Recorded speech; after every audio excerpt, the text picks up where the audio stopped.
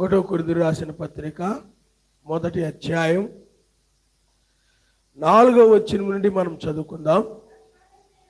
యెషువా మెస్సీనందు మీకు అనుగ్రహింపబడిన సర్వశక్తిమంతుని కృపను చూచి మీ విషయమై నా సర్వశక్తిమంతునికి ఎల్లప్పుడూ కృతజ్ఞతాస్తుతులు చెల్లిస్తున్నాను.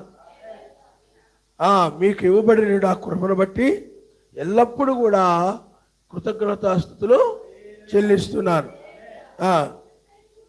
మెస్సీను గూర్చిన సాక్ష్యము మీలో స్థిరపరచబడినందున ఆయనందు మీరు ప్రతి విషయములోను అనగా సమస్త ఉపదేశములోను సమస్త జ్ఞానములోను ఐశ్వర్యవంతులైతే కనుక ఏ కృపావరమునందును లోపము లేక మీరు మన ఎలోహిమైన యెషువా మెస్సీ యొక్క ప్రత్యక్షత కొరకు ఎదురు చూచున్నారు. మన ఎలోహిమైన యెషువా మెస్సీ దినమందు మీరు నిరపరాధులై ఉండునట్లు అంతము వరకు ఆయన మిమ్మును స్థిరపరచును. మన ఎలోహిమైన యెషువా మెస్సీయ అను తన కుమారుని సహవాసమునకు తగినవాడు. సహోదరులారా, మీరందరూ ఏకభావంతో మాట్లాడవలనియు మీలో కక్షలు లేక ఏక మనస్సుతోనూ ఏక తాత్పర్యముతోనూ మీరు సన్నద్ధులు ఉండవలనియు మన ఎలోహిమైన యెషువా మెస్సీ పేరిట మిమ్మల్ని వేడుకొనుచున్నాను. నా సహోదరులారా, మీలో కలహములు గలవని మిమ్మును గూర్చి క్లోయే ఇంటి వారి వలన నాకు తెలియవచ్చును. మీలో ఒకడు నేను పౌలు వాడను, ఒకడు నేను అపోల్లో వాడను, మరి ఒకడు నేను కేఫా వాడను, ఇంకొకడు నేను మెస్సీ వాడనని చెప్పుకొనుచున్నారని నా తాత్పర్యము. మెస్సీ విభజించబడి ఉన్నాడా? పౌలు మీ కొరకు సిలువ వేయబడిన పౌలు నామమున మీరు బాప్తిజం పొందితిరా? నా నామమున మీరు బాప్తిజము పొందితిరని ఎవరైనా చెప్పకుండానట్లు క్రిస్పునకును గాయకును తప్ప మరెవరికి నేను బాప్తిజం వేయలేదు. అందుకై సర్వశక్తివంతునికి కృతజ్ఞతాస్తుతులు చెల్లించున్నాను. స్తెఫను ఇంటి వారికి నేను బాప్తిజము ఇచ్చి తిని, వీరికి తప్ప మరి ఎవరికైనాను బాప్తిజం ఇచ్చి తినేమో నేను ఎరుగను. బాప్తిజం ఇచ్చుటకు మెస్సీ నన్ను పంపలేదు, కానీ మెస్సీ యొక్క శిలువ వ్యర్థము కాకుండానట్లు వాక్చాతుర్యము లేకుండా సువార్త ప్రకటించుడికి ఆయన నన్ను పంపిను. చాలా ఆయన నామనిస్తారు. హల్లెలూయా. ఇక్కడ పౌలు గారు ఏం చెప్తూ ఉన్నారంటే, కొరింథీ సమాజంతో యేసుక్రీస్తు దినమందు అంటే మెస్సీ దినమందు మీరు నిరపరాధులైనట్లు అంతం వరకు మిమ్మల్ని స్థిరపరచును అన్నాడు. అంటే ఇక్కడ పౌలు గారు ఒక దినాన్ని గురించి మాట్లాడుతూ ఉన్నాడు. ఇంకొకటి ఏంటంటే, ఆ దినములో మీరు లేకపోతే అంతం వరకు, లేకపోతే ఆ దినములో మెస్సీ దినము వరకు కూడా మీరు నిరపరాధులై ఉండినట్లు చూసుకోండి. అంటే ఏ పాపం లేని వారుగా ఆయన ఆజ్ఞలన్నీ పాటిస్తూ నిరపరాధులుగా ఉన్నట్లు ఏమండి ఉండినట్లు ఆయన మిమ్మల్ని స్థిరపరచునుగాక అంటున్నాడు. ఆయన నామరిస్తాడు. అంటే ఒకరోజేమో నిరపరాధిగా ఉండడం, అంటే ఏ నేరం లేనివాడుగా ఉండడం, ఏ వాక్యం మీరిన వ్యక్తిగా ఉండడం, మరలా మరుసటి రోజుకు వచ్చేటప్పటికీ మరలా నేరస్తుడిగా ఉండడం, దోషిగా ఉండడం, మరలా 6 రోజులకు వచ్చేటప్పటికి చక్కగా భక్తిపరుడుగా అంటే నిర్దోషిగా కనబడడం. నిర్దోషి అన్నా నిరపరాధన్న ఒకటే కనబడడం. మరలా 4 రోజులు పోయిన తర్వాత ఇప్పుడు 3 రోజులు మీటింగ్ జరిగింది అనుకోండి, ఆ రోజుల్లో చాలా నిరపరాధిగా, చాలా భయభక్తులతో, చాలా వినయముగా, గౌరవంగా, చాలా మర్యాదగా కనబడుతూ, నిరపరాధి కనబడుతూ మళ్ళీ 4 రోజులు పోయేటప్పటికి మరలా నేరస్తులుగా, అపరాధులుగా కనబడుతుంటారు. వీళ్ళు స్థిరమై అంటే ఇక్కడ నిరపరాధులుగా స్థిరపరచబడిన వారు కాదు. ఒక రోజేమో నిరపరాధులుగా ఉంటారు, 2 రోజేమో అపరాధులుగా ఉంటుంటారు. స్థిరమైంది కాదు. ఎప్పుడు కూడా మెస్సయ్య దినము వరకు కూడా నిరపరాధులుగా ఉండండి. ఆ విధంగా స్థిరపరచువాడు ఆయనే మిమ్మల్ని స్థిరపరుస్తాడు అని చెప్తున్నాడు. ఆయన నామనిస్తాడు. హల్లెలూయా. ఎలా స్థిరపరుస్తాడు? ఆయన బ్రతిమలు అడుకోవాలి. నాయనా నన్ను నిరపరాధిగా స్థిరపరచు నాయనా. నా మనసు ఈరోజు ఉన్నట్టుగా రేపు ఉండలేదు. ఈరోజు ప్రేమగా ఉన్నానేమో, మరుసటి రోజు ఏమో ద్వేషంతో ఉంటున్నాను. ఈరోజు ప్రేమగా ఉన్నాను, 4 రోజులు పోయిన తర్వాత అసూయతో ఉంటున్నాను. ఈరోజు ఏమో చాలా సహనంతో ఉంటున్నాను, 4 రోజులు పోయేటప్పటికేమో ఆగ్రహంతో, కోపముతో రొసలాడిపోతూ నేను ఇలా చిరాగ్గా, పరాగ్గా ఈ విధంగా ఉంటున్నాను అంటే నాకు స్థిరత్వం లేదు. భక్తి చేస్తున్నానే కానీ, ఎందుకంటే నీ రాజ్యం స్థిరమైంది. అక్కడ ఎప్పుడూ కూడా నిరపరాధులుగానే ఉంటారు తప్ప, అక్కడ ఆ రాజ్యంలో ఒకరోజు నిరపరాధిగా, ఒకరోజు అపరాధిగా, ఒకరోజేమో చాలా వినయంగా గొర్రె పిల్లలాగుండి, ఒకరోజు నిరుచుకొని ఇలాగా కాళ్ళు ఇలా చాపి ఇలా నిలబడ్డం, ఒకరోజేమో వినయంగా ఉండడం. నాలో స్థిరత్వం లేదు నాయనా, వాక్యం వింటున్నాను కానీ దీనత్వంలో స్థిరత్వం లేదు.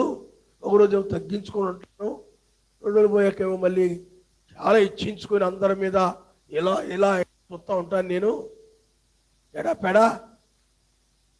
కాబట్టి ఆయన నన్ను స్థిరపరచునా ఆయన అంటే, ఎందుకంటే ఆయనే స్థిరపరచాలి తప్ప నీ ఎంతటి నువ్వు స్థిరపరచలేవు, స్థిరపరచబడలేవు. ఎందుకంటే ఆయన స్థిరపరిస్తేనే ఎవరైనా స్థిరంగా ఉంటారు తప్ప, లేకపోతే అది ప్రార్థన వలన, ఆయన ఆ విధంగా బ్రతిమలాడుకోవడం వల్ల అది సాధ్యమవుతుంది తప్ప, ఆ ప్రార్థన ఏమీ లేకుండా, ఆయన ఏమి అడగకుండా నువ్వు ఎంత స్థిరంగా ఉండాలనుకున్నా ఏమండి ఉండలేవు, నిలబడ. ఎందుకంటే దానికి ఏముండాలి చెప్పండి?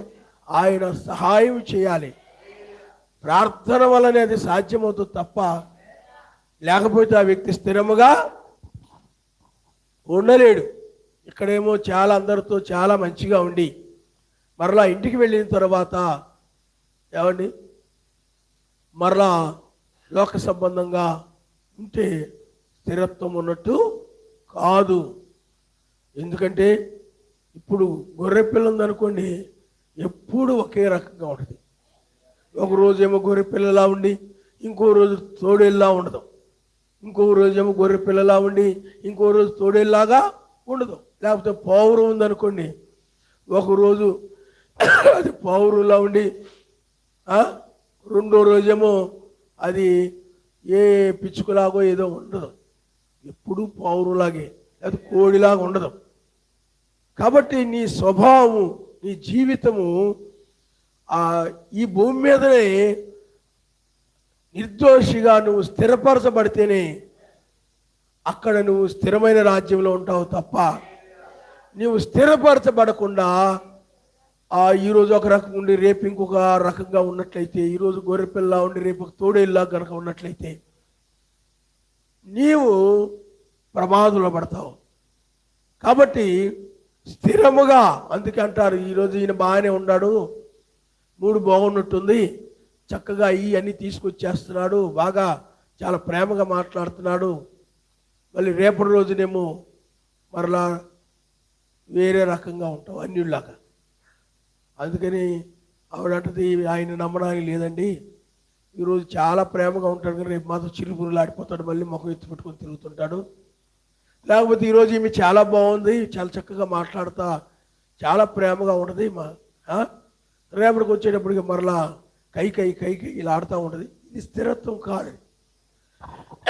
ఎప్పుడు కూడా ప్రేమతోను, ఎప్పుడు కూడా వాక్యం ఏం చెప్తుందో ఆ విధంగా నడుస్తూ నిర్దోషులుగా ఉండేటువంటి వారికి ఆయన రాజ్యము తప్ప, బాగుండి ఈరోజు సమాధానంగా ఉండి రేపటి రోజున విరోధంగా ఉండడం, ఈ రోజేమో ఆయన మీద ప్రేమ ఎక్కువైపోయి క్షమించడం, రేపటి రోజునేమో క్షమించకుండా ఉండడం, లేకపోతే ఆమె మీద ప్రేమ ఎక్కువైపోయి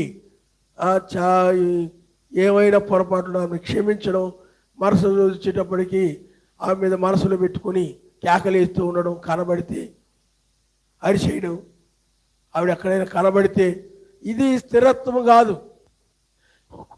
ఎత్తబడాలంటే ఏముండాలి చెప్పండి? నిర్దోషులుగా, వాక్యం ఏం చెప్తూ ఉన్నదో ఆ విధంగా నిర్దోషులుగా ఉండాలి. హల్లెలూయా. ఆ విధంగా ఎవరు స్థిరపరచాలి చెప్పండి? ఆయనే మిమ్మల్ని స్థిరపరుస్తాడు. ఆ విధంగా ప్రార్థన వలన. కాబట్టి పౌలు గారు ఏం చెప్తున్నారండి? మెస్సయి దినమందు మీరు నిరపరాధులై ఉండినట్లు అన్నాడు. మెస్సయి దినము వరకు అనే కాకుండా మెస్సయి దినమందు నిరపరాధులై ఉండినట్లు ఆయన మిమ్మల్ని అంతవరకు మిమ్మల్ని స్థిరపరచునుగాక. కాబట్టి పిల్లారా, ఎందుకంటే కొరింథీ సంఘంలో, సమాజంలో కలహాలు ఉన్నాయి, సమాధానంలో స్థిరత్వం లేదు, వాళ్ళు ఏకభావంతో లేరు, వారు కక్షలు కలిగి ఉన్నారు.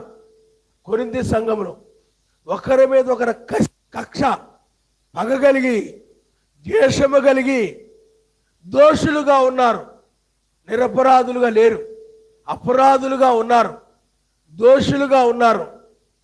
అంటే కక్షతో తిరుగుతున్నారు, అటు ఇటు అటు ఇటు, కోపం పెట్టుకొని, ద్వేషం పెట్టుకొని, ఏదో తప్పు పట్టుకొని, ఆ తప్పు పట్టుకొని ద్వేషిస్తూ. అందుకే బ్రహ్మం గారు అంటారు, నీ యొక్క సహోదరుడు, ఇక్కడున్న సహోదరుడు సర్వశక్తివంతుడు కుమారుడు లేకపోతే కుమార్తె ఏదైనా తప్పు కనబడితే నువ్వు ధృవీకరించొద్దు, అతన్ని ఆదరించి అతడిని మరలా సరి అయిన వరుసలోకి వచ్చేలాగా, ఆయన రాజ్యానికి వచ్చేలాగా నువ్వు సహాయపడాలి తప్ప అతడి మీద పెట్టుకొని నువ్వు అలా ఇలా ఎలా అలాగే ఎత్తుపట్టుకుని ఉన్నావంటే అలాంటి స్వభావం ఉందన్నమాట. అందుకని ఇక్కడ కొరింథీ సమాజం ఎలా ఉన్నారు? ఏకభావంతో మాట్లాడలేదు, ఒకరికొకరు విరోధంగా మాట్లాడుకుంటున్నారు. ఒకరు ఏదైనా మాట్లాడితే వాళ్ళకి విరోధంగా ఇంకోటి మాట్లాడుతున్నారు. ఏకభావంతో ఏకీభించట్లేదు. లేదా పౌలు గారు ఏదైనా చెప్పారని కూడా ఏకీభించకుండా అలా కాదు ఇలాగా అంటున్నారు. అంటే కక్షలు పెట్టుకొని, దురాలోచనలు పెట్టుకొని ఏదైనా చెప్తే దానికి ఏకీభించకుండా, అది సత్యమైనప్పుడు దానికి ఏకీభించకుండా వాళ్ళు విరోధంగా ఉన్నారన్నమాట. అందుకని మీరు ఏకభావం, ఎందుకంటే వాక్యమే సత్యము కాబట్టి వాక్యముతో ప్రతి ఒక్కరు కూడా ఏకీభించాల్సిందే. అక్కడ ఏకభావం ఉంటుంది. వాక్యముతో ఏకీభించకపోతే అక్కడ ఏకభావం రాదు. నేను ఏకీభవించను, నేను ఎలాగే ఉంటాను, నేను ఎలాగే నడుస్తాను, నా జీవితం నా ఇష్టం, నువ్వు ఎవరు చెప్పడానికి అని అంటే అక్కడ ఏకభావం లేనట్టే. కాబట్టి వాక్యం ఇలాగ చెప్తున్నప్పుడు దానికి ఏకీభించాల్సిందే. అలాగూ లేకుండా కొరింథీ సంఘము కక్షలు కలిగి ఉన్నారన్నమాట. కక్షలు కలిగి వాళ్ళు చూడండి, ఏక తాత్పర్యముతో మీరు సన్నద్ధులు ఉండవలని మన యెహోవా మెస్సీయ పేరట మిమ్మల్ని వేడుకొనుచున్నాను. నా సహోదరులారా, మీలో కలహములు గలవని మిమ్మల్ని గూర్చి క్లోయ ఇంటి వారి వల్ల నాకు తెలియవచ్చును. అంటే వీళ్ళ దగ్గర ఏముందంటే పిల్లారా, దోషులుగా ఉన్నారు. కలహాలు ఉన్నాయంటే అక్కడ దోషులుగా ఉన్నట్లు లెక్క. కలహాలు ఉండకూడదు అని చెప్తున్నాడు. ఎందుకంటే మీరు మెస్సీ దినమందు నిరపరాధులుగా ఉండాలి అని చెప్తున్నాడు, అని మెసేజ్ చెప్తున్నాడు. కాబట్టి ప్రియారా, అలాగే సర్వశక్తిమంతుడు చెప్తున్నాడు. కాబట్టి ఏ విధమైన కలహాలు అక్కడ ఉన్నాయా అని అంటే, ఒకరేమో నేను పౌలు వాడును, ఇంకోడేమో నేను అపోల్లో వాడును, మరి ఒకడేమో నేను కేపా వాడును, ఇంకొకడేమో నేను మెస్సీ వాడునని చెప్పుకొనుచున్నారని నా తాత్పర్యము. అంటే ఇక్కడ వాళ్ళలో గ్రూపులు ఉన్నాయి. గ్రూపులు ఈ రోజుల్లో కూడా కొంతమంది ఏమంటారు చెప్పండి, మేము బ్రహ్నాం గారికి సంబంధించిన వారము, లేకపోతే మేము క్రీస్తు థామస్కు సంబంధించిన వారము, మేమేమో లేకపోతే బ్రహ్నాం గారు కుమారుడికి సంబంధించిన వారము, లేకపోతే కొంతమంది ఏమో మేము అయ్యగారికి జాన్సన్ గారికి సంబంధించిన వారము, లేకపోతే కొంతమంది మేము ఫిలోమోనుకు సంబంధించిన వారం తప్ప జాన్సన్ గారికి సంబంధించిన వాళ్ళం కాదు. కొంతమంది జాన్సన్ గారికి సంబంధించిన వారం తప్ప ఫిలోమోనుకు సంబంధించిన వారం కాదు. కొంతమంది మేము బ్రహ్నాం గారికి సంబంధించినాం తప్ప మేము ఫిలోమోనుకు సంబంధించిన వారు, లేకపోతే జాన్సన్ గారికి సంబంధించిన వారం కాదు. ఇలాగూ ఈనాడు ఎలాగైతే ఉన్నారో ఆ రోజుల్లో కూడా అలాగే ఉన్నారు. కొంతమంది ఏమో నేను పౌలు వాడిని, కొంతమంది ఏమో నేను కేఫా వాడిని, కొంతమంది ఏమో నేను అపోల్లో వాడిని, కొంతమంది ఏమో నేను మెస్సీ వాడిని అనుకుంటూ ఒకరి మీద ఒకరు కక్షలు కలిగి ఉన్నారు. అంటే దోషులుగా ఉన్నారు, అపరాధులుగా ఉన్నారు, నేరస్తులుగా ఉన్నారు. అందుకనే పౌలు గారు ఏం చెప్తున్నాడంటే, మెస్సయ్య విభజించబడి ఉన్నాడా? మెస్సయ్య ముక్కలు ముక్కలుగా విభజించలేదు. కేపాకు ఒక ముక్క, ఏమండి పౌలుకు ఒక ముక్క, అపోల్లోకి ఒక ముక్కగా ఆయన లేడు, విభజించబడి లేడు. ఆయన విభజించబడివాడు కాదు. మనం ఎప్పుడు కూడా అందరికీ, ఇప్పుడు బ్రహ్నాం గారికి సంబంధించి ఉండాలి, అలాగే జాన్సన్ గారికి సంబంధించిన వారుగా ఉండాలి, అలాగే వేకు నక్షత్రముకు సంబంధించిన వారుగా, అంటే మెస్సీకి సంబంధించిన వారుగా ఉండాలి. హల్లెలూయా. అంతేగాని వాళ్ళకి సంబంధం లేదు నీకు, అంటే నువ్వు మనుషులకు సంబంధించిన వ్యక్తిగా ఉంటున్నావు. ఎవరొకరు నీకు నచ్చిన వారు ఏరుకొని, వీళ్ళు నాకు మంచిగా ఉన్నారు బాబు, వీళ్ళు కొంచెం కోపం ఎక్కువ, వీళ్ళతో మంచిగా ఉండకపోతే ఇబ్బంది పెడతారు అని వాళ్ళకి భయపడి వాళ్ళతో ఉండడము, వీళ్ళతో ఉండడం, ఇలాగూ చేసేవాళ్ళు సరైన వాళ్ళు కాదు. సరైన పద్ధతి కలిగిన వాళ్ళు వీళ్ళు కాదు. అలాగూ కొరింథీ సంఘం ఇలాగ ఉన్న వాళ్ళందరూ కూడా అపరాధులే, నిరపరాధులు కాదు. ఎందుకంటే వీళ్ళు మనుషుల పక్షంగా ఉంటారు. ఎవరొకరి పక్షంగా, బ్రదర్ పక్షంగానో సిస్టర్ పక్షంగానో ఇంకెవరితో మాట్లాడరు, ఎవరితో సహవాసం ఉండదు, ఎవరితో ఏం చెప్పరు, ఏమి చెప్పుకోరు, ఏం మాట్లాడుకోరు. ఇక అర్థమైందా? ఇలాగూ ఒకరికొకరు ఆ కొరింథీ సంఘములో వాళ్ళకి సంబంధించినట్టుగా ఉన్నారు. వాళ్ళకి నచ్చిన వాళ్ళతో సహవాసం చేస్తూ, నచ్చిన వాళ్ళతో మాట్లాడుతూ, వాళ్ళకి నచ్చిన వాళ్ళతో గ్రూపులుగా వాళ్ళే మాట్లాడుకోవడం, మిగతా వాళ్ళతో ఇంకో గ్రూప్తో మాట్లాడరు, ఇంకో గ్రూప్తో మాట్లాడరు. ఇలా గ్రూపులుగా ఈ లోకంలో ఎలాగైతే కులాలను బట్టి ఒక గ్రూపు, మతాలను బట్టి ఒక గ్రూపు, కార్మికులు ఒక గ్రూపు, ఏమండి ఉద్యోగస్తులతో గ్రూపు, ఇలా గ్రూపులు ఉంటుంటాయి. అలాంటి గ్రూపులు ఇక్కడ కూడా అలా గ్రూపుగా ఉన్నారు, విభజించబడి ఉన్నారు, వేరుగా ఉంటున్నారు, ఐక్యంగా ఉండడం. వీడు మావాడు కదా అని ఒక, వీళ్ళు మావాళ్ళు బంధువు కదా అని ఒక గ్రూపు, లేకపోతే ఇలాగ ఉంటున్నారు. అదే పౌలు గారు చెప్తున్నారు, మీరు దోషులు అని చెప్తున్నాడు. నువ్వు వాళ్ళకి వీళ్ళకి సంబంధించిన, ఎందుకంటే ఇక్కడ పౌలు గారు అదే చెప్తున్నాడు, మెస్సీ విభజించబడి ఉన్నాడా? పౌలు మీ కొరకు సిలువ వేయబడినా, పౌలు నామమును మీరు బాప్తిజం పొందితిరా అంటే, నువ్వు ఎవరు నీకు సిలువ వేయబడింది, నీ కోసం ఎవరు సిలువ వేయబడ్డారు, ఎవరు నీ కోసం ప్రాణం పెట్టారు, ఎవరు నీ కోసముగా అర్చారు, ఎవరు నీ కోసము ఆ కలవరి శిలువలో మరణించారు? మరలా ఆయన తిరిగి లేచి ఈ సువార్తను ప్రకటించడం కోసం నీ కోసం ఎవరిని, దూతలను ఎవరు పంపారు అంటే ఆయనే. హల్లెలూయా.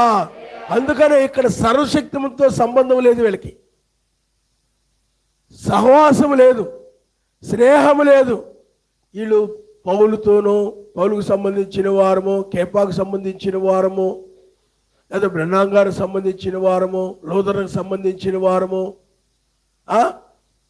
లేకపోతే మనము ఇలాగూ రకరకాలుగా ఎవరొకరు సంబంధించిన వారు అన్నట్టుగా ఉన్నారు. మరి వాళ్ళు ఏమైనా నీ కోసం ప్రాణం పెట్టారా? నీ కోసం ఏమైనా బ్రదర్ ఏమైనా, లేకపోతే సిస్టర్స్ ఏమైనా, బ్రదర్స్ ఏమైనా నువ్వు ఏరుకొని వాళ్ళతో తోకలా తిరుగుతుంటావు. ఏమండి, వీళ్ళు కూడా అలా తోకలాగా అయిపోయారు. వాళ్ళు ఏమైనా నీ కోసం ప్రాణం పెట్టారా? వాళ్ళు ఏమైనా నీ కోసం మరణించారా? వారిలో నామంలో నువ్వు బాప్తిజం పొందారు, వాళ్ళు నీ కోసం ఏమైనా మరణించారా? లేదు, వాళ్ళేమీ మరణించలేదు. నీవే ఆ విధంగా నీకు ఎవరొకరు తోకలాగా తయారైపోతున్నావు. వీళ్ళు కూడా అలాగ పౌలుకు తోకలా కొంతమంది, కేపాకు తోకలా కొంతమంది, అపోలోకు తోకలా కొంతమంది ఉన్నారు. కానీ మెస్సీకి సంబంధం లేదు. వీళ్ళు ఎవరైతే ప్రాణం పెట్టారో, ఎవరైతే రక్తము గార్చారో, లేకపోతే ఎవరైతే ప్రాణం పెట్టి మరణించి తిరిగి లేచాడో, ఎవరైతే రక్షణ తీసుకొచ్చారో ఆ రక్షకుడైన మెస్సీతో సంబంధం లేదు వీళ్ళకి. ఈనాడు కూడా చాలా సంఘాల్లో ఇదే పరిస్థితి. చాలా బ్రహ్నాం గారి సంఘాల్లో కూడా చాలా గ్రూపులు ఉన్నాయి. ఒక మత్స్య సంఘాల్లో ఎలాగైతే డినామినేషన్స్ అంటే చాలా డినామినేషన్స్ ఉన్నాయో, అలాగే బ్రహ్నాం గారి సంఘాల్లో కూడా ఒక్కొక్క బోధకు ఒక్కొక్క రకమైనటువంటి గ్రూపులు ఉన్నాయి. అందువలన వీళ్ళు పరలోక రాజ్యానికి వెళ్ళరు. ఇలాంటి వాళ్ళు అందరూ కూడా ఎందుకు అనంటే వీళ్ళు ఎవరితో సంబంధం కలిగి ఉండాలి?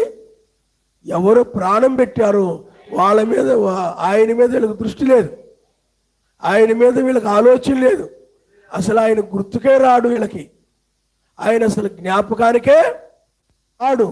అందుకనే వీళ్ళు ఎందుకు దోషులుగా ఉన్నారంటే విభజించబడి ఉన్నారు. ఏకముగా ఉండాలి, వీళ్ళు ఒకటిగా ఉండాలి. అందరూ కూడా మెస్సీకి సంబంధించిన వారుగా ఉండాలి. పౌలైనా, కేపా అయినా, అపోలో అయినా, పేతురైనా, యోహానైనా అందరూ కూడా వాళ్ళకి మెస్సీకి సంబంధించిన వారుగా ఉండాలి తప్ప, మెస్సీ రాజ్యానికి సంబంధించిన వారుగా ఉండాలి తప్ప. కానీ మనుషులతో ఒకరితో ఒకరు ఏరుకొని వాళ్ళతో సహవాసాలు చేస్తూ, వాళ్ళతో సంబంధాలు పెట్టుకుంటూ, వాళ్ళతో కలిసిమెలిసి తిరుగుతూ, కలిసిమెలిసి ఉండమని కూడా బైబిల్ చెప్తుంది, ఏకంగా ఉండమని బైబిల్ చెప్తుంది, తప్పు అంటలేదు. కానీ కొంతమందికి సంబంధించి ఎవరొకరు సంబంధించి అలా ఉన్నారు. అందరితో కలిసిమెలిసి ఉండాలి, అందరితో సంబంధం కలిగి ఉండాలి, అందరితో సహవాసం ఉండాలి. నేను వాళ్ళకి వీళ్ళకి చెందిన వ్యక్తిని అన్నట్టుగా వాళ్ళని మెప్పించడం కోసం, ఎవరికి చెందావో వాళ్ళని సంతోషపరచడం కోసం, వాళ్ళు మెప్పించడం కోసం ప్రతి విషయంలో కూడా వాళ్ళతో చెప్పి నడుస్తూ ఉంటాం. అంటే నీకు దేవుడు ఎవరు? మనుషులు. నిజమైన వాళ్ళు అలా ఉండరు. నిజమైన వాళ్ళు ఎప్పుడు కూడా సర్వశక్తిమంతో సంబంధం కలిగి ప్రతి విషయంలో కూడా ఆయనతో మాట్లాడి, ఏమండి, ఆయన యొక్క చిత్త ప్రకారం ఆయన అడిగి తెలుసుకొని, ఆయన అభిప్రాయాన్ని తెలుసుకొని నడిచేటువంటి వారే ఆయనతో సంబంధం కలిగిన వారు. కానీ ఇలాంటి వాళ్ళు అలా కాదు. పౌలు గారు ఏదో అడిగి, కేఫాను అడిగి, కొంతమంది కేఫాను అడుగుతారు, పౌలుని అడగరు. కొంతమంది ఏమో పౌలుని అడిగితే ఆ పౌలుని అడగరు. ఇలాగూ వాళ్ళకు తోచిన వారిని అడిగి వాళ్ళని సంతోషపరుస్తూ వాళ్ళ అభిప్రాయాల ప్రకారం నడుస్తున్నారు తప్ప, సర్వశక్తివంతుని అభిప్రాయమును తెలుసుకొని, ఆయన ఆలోచన తెలుసుకొని ఆయన ఆలోచన ప్రకారం నడిచేవారు లేరు. అందువల్లనే వాళ్ళు అక్కడ దోషులైపోయారు, అపరాధులుగా ఉన్నారు. హల్లెలూయా, హల్లెలూయా. అంటే అపోలోని మెస్సీగా భావిస్తున్నారు, కేఫాని మెస్సీగా భావిస్తున్నారు. పౌలు గారిని మెస్సయ్యగా భావిస్తున్నారు. నువ్వు కూడా అంతే, సమాజంలో ఏదో సహోదరుని మెస్సయ్యగా భావించి ఇంకా వాళ్ళతో సంబంధం కలిగి ఉన్నావు తప్ప పైన లేదు, నీకు పైన ఏమి సంబంధం లేదు. పౌలు అదే చెప్తున్నాడు. చాలామంది అయితే సహజంగా అయితే ఏం చేస్తారంటే, నా చుట్టూ తిరుగుతున్నారు, నాకు చాలా సంతోషం, నన్ను అడిగి చేయాలి, నాకు చాలా సంతోషం ఏమండి అనుకొని వాళ్ళ చుట్టూ తిప్పుకుంటుంటారు, కూడా తిప్పుకుంటారు. అంటే పిల్లల కోడిలాగా, పిల్లల కోడి ఉంది, కోడి ఇటు పోతుంటే పిల్లలు కూడా అలా వెళ్ళిపోతుంటాయి. కోడి ఇటు వెళ్ళిపోతే పిల్లలు కూడా అలాగ వెళ్ళిపోతుంటారు. అలా తిప్పుకోవాలనుకునే వాళ్ళు ఉంటారు కొంతమంది. నాకు విలువ ఇవ్వాలి, నన్ను కూడా గొప్పగా చూడాలి, గొప్ప వ్యక్తిని అనుకోవాలి, నాకు కూడా అన్నీ తెలుసు అని అనుకోవాలి, అందరు కూడా అలా అనుకుంటారు. పౌలు అలాంటి భావం కలిగిన వాడు కాదు. అలాంటి వాడైనట్లయితే ఏమయ్యా కేఫా కాదా, నన్ను అడుగుతున్నాను, నాకు చాలే, లింకు తప్పిపోయిందని పౌలు గారికి అర్థమైపోయింది. వీళ్ళు మెస్సయ్యతో సంబంధం లేకుండా, మెస్సయ్య మీద మనసు లేకుండా నా మీద, అపోల్లో మీద, కేఫా మీద మనసు కలిగి ఉంటున్నారు తప్ప, సంబంధం కలిగి ఉంటున్నారు తప్ప మెస్సయ్య మీద వీళ్ళకి లేదు. అందువల్ల మీకోసం ప్రాణం పెట్టింది నేను కాదు, అపోల్లో కాదు, కేఫా కాదు, బ్రన్నాం గారు కాదు, జాన్సన్ గారు కాదు, ఎవరు కాదు. వాళ్ళు కూడా ఆయన చేత వాడబడినటువంటి వారు. వారు కూడా జీతమును ప్రతిఫలమును పొందుకునేవారు. ఆయన నామనిస్తారు.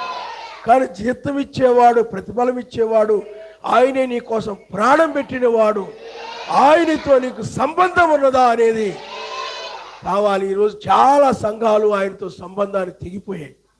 సంఘాలకు వస్తున్నారు, వెళ్తున్నారు, కానీ వాళ్ళకి నచ్చిన వారితో, వారికి ఇష్టమైన వారితో సహవాసాలు, సంబంధాలు కలిగి ఉండి అలాగో మిగతా వారిని పట్టించుకోకుండా, మిగతా వారితో మాట్లాడకుండా ఈ విధంగా ఉంటుంటారన్నమాట. ఆ విధంగా పౌలుకు సంబంధించి కొంతమంది, కేఫాకు సంబంధించి కొంతమంది, అపోల్లోకి సంబంధించి కొంతమంది.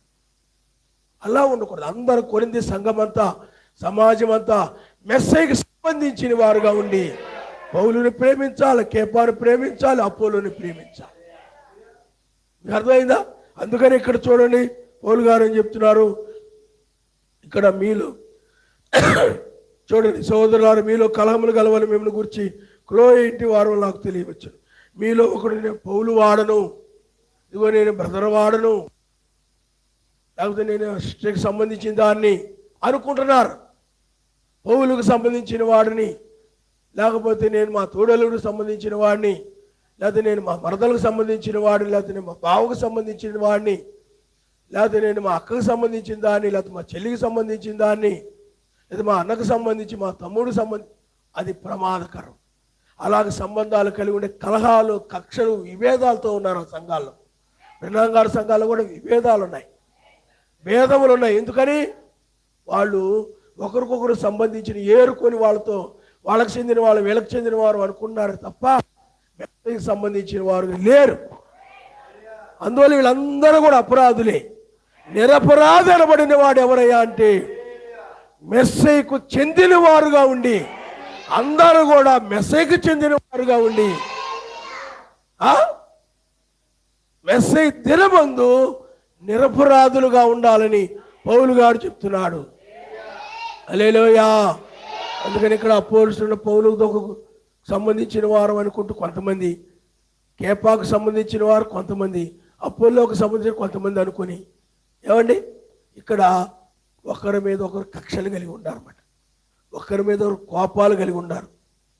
పౌలు గారు అనుకునే వాళ్ళకి, కేఫాకు సంబంధించిన వారు అనుకునే వాళ్ళకి కోపాలు ఉండేవి, కక్షలు ఉండేవి. పడేది కాదు, మాట్లాడుకునేవాళ్ళు కాదు. మీకు అర్థమైందా? విభేదాలతో ఉండేవారు, కలహాలతో ఉండేవారు. అందుకని అక్కడ వాళ్ళు అపరాధులుగా. అందుకని పౌలు గారు అంటున్నాడు, మీరు నా నామమును ఏమైనా మీరు బాప్తిజం పొందారా? పౌలు గారు ఏమైనా మీకోసం సిలువేయబడ్డా? ఏమండి, ఎవరు నీ కోసం ప్రాణం పెట్టిన? ఆయన ప్రాణం పెట్టాడని అసలు ఉందా నీకు ఆలోచనలో? ఏమండి, నీకు ఎవరు అవసరం అనుకుంటే, ఎవరు నీకు ఉపయోగపడతారనుకుంటే, ఎవరు నీకు అవసరానికి ఉపయోగపడతారంటే వాళ్ళే నీకు దేవుళ్ళు. వాళ్ళకు సంబంధించిన వ్యక్తిగా ఉంటుంటావు తప్ప ఆయనతో నీకు సంబంధం ఉండదు. ఇక్కడ కూడా అలాగే ఉన్నారు. పిల్లారా, నీకు ఎవరు ఉపయోగపడతారో, ఎవరు సహాయపడతారో కాదు, ఆయనకు సంబంధించిన వ్యక్తిగా ఉండు. అలాగే ఒకరికొకరు ఉపయోగపడాలి, ఒకరికొకరు సహాయపడాలి కూడా బైబిల్ చెప్తుంది. ఆయన నామనిస్తాను. అంతేగాని నువ్వు ఆయన మీద లేకుండా వీళ్ళు నాకు సహాయపడతారని, బాగా ఉపయోగపడతారని నువ్వు ఆ సహోదరులకు సంబంధించిన వ్యక్తిగా ఉండి వాళ్ళకు సంబంధించిన వ్యక్తిని అనుకుంటూ మెస్సీతో కనుక సంబంధం లేకపోతే నువ్వు ప్రమాదంలో ఉన్నట్టే. ప్రధానముగా ఆయనతో ఉండాలి. హల్లెలూయా. అస్తమాను నీ ఆయన సన్నిధికి వెళ్ళి ప్రార్థన చేయాలి, ఆయన సన్నిధికి వెళ్ళి ప్రార్థన చేయాలి అనిపించాలి తప్ప నీకు అలా అనిపించకుండా ఆ అస్తమాన ఆ బ్రదర్ దగ్గరికి కూర్చున్నా, ఈ బ్రదర్ దగ్గరికి వెళ్ళి అవసరమైనప్పుడు, ఇబ్బందులు ఉన్నప్పుడు ఓదార్చడానికి, అవసరాల్లో పాల్గొనడానికి వెళ్ళొచ్చు, తప్పు కాదు. కానీ అస్తమాను నీ మనసు బ్రదర్ మీదకో, సిస్టర్ మీదకో, బ్రదర్ మీదకో, వాళ్ళ ఇంటికి వెళ్దాం, కూర్చుందాం, మాట్లాడదాం, తిరుగుదాం అనిపిస్తుందంటే నీవు వాళ్ళకి సంబంధించిన వ్యక్తిగా ఉన్నాను. మెసేజ్కి సంబంధించిన వ్యక్తిగా ఉంటే నీ మనసు పదే పదే పదే పదే వాక్యం వినడానికి, నీ ప్రార్థించుకోవడానికి ఆయన వైపు మనసు లాగుతూ ఉండదు. ఆయన నామనిస్తాను. హల్లెలూయా, హల్లెలూయా. పిల్లారా, కాబట్టి మెస్సేజ్ దినమందు వీళ్ళు నిరపరాధులుగా, మెస్సేజ్ దినముకు వచ్చేటప్పటికి నిరపరాధులుగా లేరు. అందుకని మెస్సేజ్ దినమందు మీరు నిరపరాధులైన అంటే మెస్సేజ్ దినమందు ఒకటి ఉంది. ఆ దినమును మీరు నిరపరాధులై ఉన్నట్లు చూసుకోండి. హల్లెలూయా, హల్లెలూయా. ఎందుకంటే ఆయన రాజ్యము పాపము లేనటువంటి, పాపము లేని దేశం, మరి శాపము లేనిది, పాపము లేని దేశం, మరి శాపము లేనిది,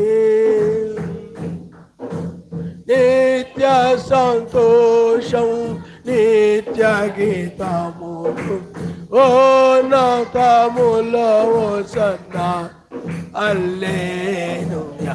ఆశ్చర్యమా తేజమైన దేశము, ప్రియుని దేశము, కూరు దేశము, ప్రియుని దేశము, కూరు దేశము,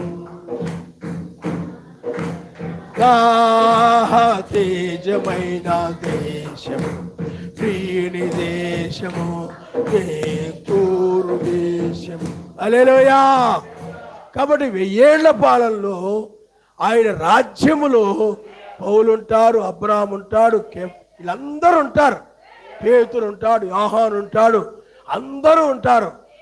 అక్కడ నేను పౌలుకు సంబంధించిన వాడును, లేదా పేతురుకు సంబంధించిన దానిను, నేను ఏలియాకు సంబంధించిన దాన్ని, నేను భిన్నంగా అలాగా ఉండరు, విభజించుకొని ఉండరు. అక్కడ ఆ రాజ్యములు అందరూ ఎలా ఉంటారు చెప్పండి? ఆయన రక్తము క్రింద కడగబడిన వారందరూ కూడా ఆ కాపరి దగ్గర గొర్రెలు ఎలా ఉంటాయో, ఆ గొర్రెలు విభజించుకోవు. గొర్రెలు ఎక్కడ ఉంటాయి చెప్పండి? కాపరితో ఉంటాయి. అలాగే ఆయన రాజ్యంలో మెస్సీతో ఉంటారు, ఆయన నామనిస్తారు. హల్లెలూయా. అంతేగాని ఒకరికొకరు విభజించుకొని ఉండరు, వేరువేరుగా ఉండరు. అందరూ కూడా ఐక్యముగా, అందరిలో ఉండే రక్తం ఒకటే, అందరిలో ఉండే ఆత్మ ఒక్కటే, అందరి మీద ఉన్న నామం ఒక్కటే. నువ్వు ఈ లోకములో దేనికో నువ్వు సంబంధించిన వ్యక్తి అయి ఉండొచ్చు, నీకు ఇంకా దానికి సంబంధం లేదు. నువ్వు ఆ కులము, ఆ మతము, లేకపోతే ఆ దేశ భాష దేనికి సంబంధం లేదు. నీవు ఆయన రక్తానికి సంబంధించిన వ్యక్తివి, మెస్సీకి సంబంధించిన వ్యక్తివి. కాబట్టి నీవు ఆయన యొక్క రక్తము క్రింద నీవు కడగబట్టావు కాబట్టి నీవు ఆయనకు సంబంధించిన వ్యక్తి అన్నట్టుగా ఉండాలి. ఆయన నామనిస్తారు. హల్లెలూయా. కాబట్టి ఇక్కడ నిరపరాధులుగా ఉండాలి అని మెస్సేజ్ చెప్తున్నాడు. కాబట్టి ఇప్పుడు మనం ఉన్న దినం ఏ దినం అంటే మెస్సేజ్ దినమే. ఇది ఏ దినము చెప్పండి? ఎందుకంటే 7 దినాలు 7 దూతలు వచ్చారు. పౌలు, ఐరేనియస్, మార్టిన్, కొలంబా, లోదార్, సిలి, అలాగే బ్రెనాన్ గారు. 7వ దూత తర్వాత 5 రకాల పరిచర్యలు జరిగాయి. కాబట్టి పిల్లారా, ఇప్పుడు మనము 8వ దినం అంటే మెస్సై దినము. అదే మెస్సై దినం అంటే 2వ రాకడ యొక్క దినము, వేకు చుక్క దినమే. ఎందుకంటే ఇదిగో నేను త్వరగా వచ్చున్నాను, వారి క్రియలను బట్టి ప్రతిఫలం ఇస్తానని ఆయన చెప్పాడు. కాబట్టి ఈ దినములో నిరపరాధంగా ఉండాలని పౌలు గారు కోరుకుంటున్నాడు. ఆయన నామమున సమాజమా, ఎందుకంటే ఆ రోజుల్లో వాళ్ళు అప్పుడే ఆయన రాకడ జరిగిపోయింది అన్నట్టుగా ఉండేవారు. ఆ దినం వస్తుంది, మీరు ఇప్పుడే ఇక్కడ కక్షలతోనూ కలహాలతోనూ, నేను పౌలుకు చెంది ఉన్నాను, కేపాకు చెంది ఉన్నాను, నేను అపోల్లోకు చెంది ఉన్నాను, లేకపోతే నేను మత్తయికి చెంది ఉన్నాను, లేకపోతే మార్కుకు చెంది ఉన్నాను, లేకపోతే నేను లోకాకు చెంది, ఇలా ఉన్నారు మీరు. కానీ మీరు అపరాధులుగా ఉన్నారు. కానీ ఆ దినమందు మిమ్మల్ని ఆయన ఏ కలహములు లేకుండా, ఏ విభేదములు లేకుండా ఏకభావము కలిగిన వారుగా ఉన్నట్లు, ఏమండి, ఏక మనసుతోనూ ఏక తాత్పర్యము కలిగిన వారుగా ఉండినట్లు. అక్కడ ఒకే మనసుతో లేరు, గ్రూపులుగా ఒకరికొకరు పట్టలేదు, ఒకరికొకరు విభేదించుకుంటున్నారు, ఒకరి మాట ఒకరు నచ్చడం లేదు, ఒకరి మాట ఒకరు గిట్టడం లేదు. అర్థమైందా? ఏకభావంతో లేరు, సత్యానికి ఏకీవించేవారుగా లేరు. అందుకని మీరు అపరాధులుగా ఉన్నారు. మెస్సయ్య దినం రాబోతుంది. ఆ దినం వరకు మిమ్మల్ని నిరపరాధులుగా, ఆ దినములో మిమ్మల్ని నిరపరాధులుగా ఆయన స్థిరపరచును అంటున్నాడు. ఆయన నమ్మనిస్తాడు. అంతవరకు మిమ్మల్ని ఆయన స్థిరపరచును. కాబట్టి ఇప్పుడు నిరపరాధులుగా అంటే నువ్వు మెస్సయ్యకి సంబంధించిన వ్యక్తిగా ఉండి, ఏమండి, మెస్సయ్యకి చెందిన వ్యక్తిగా ఉండి, మెస్సయ్య పక్షమును నిలబడుతూ, వాక్యపక్షంగా నిలబడుతూ నీవు ఆ విధంగా నిరపరాధిగా ఉండాలి తప్ప, ఈ దినములో నిరపరాధిగా ఉండాలి తప్ప, ఈ దినములో గనక నువ్వు ఏదో కక్ష కలిగి, కలహము కలిగి, ఈ భేదాలు వాళ్ళతో వీళ్ళతో పెట్టుకుంటూ, నువ్వు కలహాల వారిగా ఉంటూ, ఆ గొడవ మనిషి అనే పేరు పెట్టుకుంటూ, ఇది ఎక్కడుంటే అక్కడ గొడవరా, వీళ్ళు అందరితో గొడవ పెట్టుకున్నారు, ఈయన అందరితో కూడా ఎవరు కూడా ఇంకా గొడవ పెట్టుకున్న వాళ్ళంటే ఎవరు లేరు, అందరితో అనేటువంటిది కాకుండా నీవు ఆయన లేఖనములన్నీ కూడా పాటిస్తూ, ఏ పాపము లేని వాడివిగా, ఏ కక్షలు లేని వాడివిగా, ప్రేమ కలిగిన వాడివిగా ఈ చివరి దినములో, ఈ 8వ దినములో, మెస్సయ్య దినములో నిరపరాధిగా నువ్వు స్థిరపరచబడి ఉండాలి. ఆయన నామమునిస్తాడు. హల్లెలూయా. ఒకరోజేమో ప్రేమగా ఉండి, ఇంకో రోజేమో కక్షతో ఉండడం కాదు.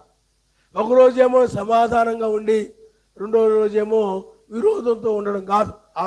వాళ్ళు అనుకుంటారు, మీ ఆవిడ కానీ మీ భర్త కానీ అనుకుంటారు, ఈరోజు సమాధానంగా ఉంటాడు కానీ రేపు ఎలా ఉంటాడో తెలీదు అనుకుంటారు. అదే కనుక నువ్వు స్థిరపరచబడి ఉన్నావు అనుకోండి, ఈరోజు స్థిరముగా ఉన్నాడు, రేపు కూడా ఆయన అలాగే ఉంటాడు. హల్లెలూయా. ఈరోజు నిర్దోషిగా ఉన్నట్లయితే రేపు నిర్దోషిగానే ఉంటాడు. అలాగే స్థిరమైనటువంటి భావము కలిగి, స్థిరమైన స్వభావము కలిగి, స్థిరముగా ఎవరైతే ఉంటారో ఆ వారికే ఆయన యొక్క రాజ్యం. విభజించుకునే వారికి లేదు, ఇక్కడే ఉంటారు వాళ్ళు. ఎందుకంటే ఎవరైతే రక్తము గార్చారో ఆయనతో సంబంధం లేకుండా, వీళ్ళు పౌలుకు సంబంధించినాక నేను పరలోకి వెళ్ళిపోతానులే, కేపాకు సంబంధించినాను కాబట్టి నేను పరలోకి వెళ్ళిపోతానులే, అపోలోకి సంబంధించినాను పరలోకి వెళ్ళిపోతానులే, లేదా సమాజంలో సహోదరులకు ఎవరో ఒకరు సంబంధించి ఉన్నారు కాబట్టి వెళ్ళిపోతానులే, ఎందుకంటే వీళ్ళు కూడా పౌలుకు సంబంధించిన వాళ్ళంతా సమాధానంగా ఉండేవారు కానీ విరోధంగా ఉండేవారు కాదు. కేపాకు సంబంధించిన వారందరూ కూడా సమాధానంగా ఉండే, విరోధంగా ఉండేవారు కాదు. అపోలోకి సంబంధించిన వారంతా కూడా సమాధానంగా ఉండేవారు, విరోధంగా ఉండేవారు. కానీ మరలా ఒకరికొకరు విరోధంగా ఉండేవారు. గ్రూపులు మాత్రం సమాధానంగా ఉండేవి. వాడు గ్రూపు కావాలి. సాతానికి ఏం కావాలి చెప్పండి? వాడికి ఒక గుంపు కావాలి. వాడు కోరుకుంటాడు, వాడు పరలోకంలోనే కోరుకున్నాడు. పరలోకంలోనే సర్వశక్తిమంతుడితో సమానంగా ఉండాలని ఒక ఆలోచన వాడు అంతరంగంలో కలిగి వాడు అక్కడ సర్వశక్తిమంతుడి విరోధముగా లిగిచి ఆ తరువాత వాడి పక్షంగా కొన్ని దూతలు వచ్చేసాయి. అవే సాతాను యొక్క దూతలు. వాడు లూసిఫర్. వాడు ఫస్ట్ నుండి కూడా వాడు కూడా ఆరాధించబడాలని, వాడికి కూడా ఒక గుంపు ఉండాలని వాడు కోరుకుంటుండేవాడు. వాడు ఆ భూమి మీదకి వచ్చిన తర్వాత మనుషుల్ని స్వాధీనపరుచుకొని ఇప్పుడు వాడు కూడా ఈ సంఘాల్లో ఉండి, వాడు కూడా సంఘాలను కలిగి ఉండి వాడు ఆ విధంగా ఆరాధన పొందుతున్నాడు. ప్రత్యేక సంఘాల్లో ఏ సంఘం అయితే ఏమైంది, ఏ డాక్టర్ అయితే ఏమైందని వెళ్తావా? నువ్వు మంచి డాక్టర్ ఎవరో విచారించుకొని వెళ్తావా లేదా? ఏమండి, ఏదో డాక్టర్లని వెళ్తావా? అలాగే సత్యమేదో అసత్యమేదో తెలుసుకోవాలి, సత్యాన్ని బట్టి నడవాల. హల్లెలూయా. కాబట్టి నిరపరాధులుగా ఉండాలి దినములో. ఆనాడు పౌలు గారు కొరింథీ సంఘానికి చెప్పాడంటే అది సంఘానికే కాదు, ఈనాడు అది మనకు కూడా చెప్పబడినటువంటి మాట.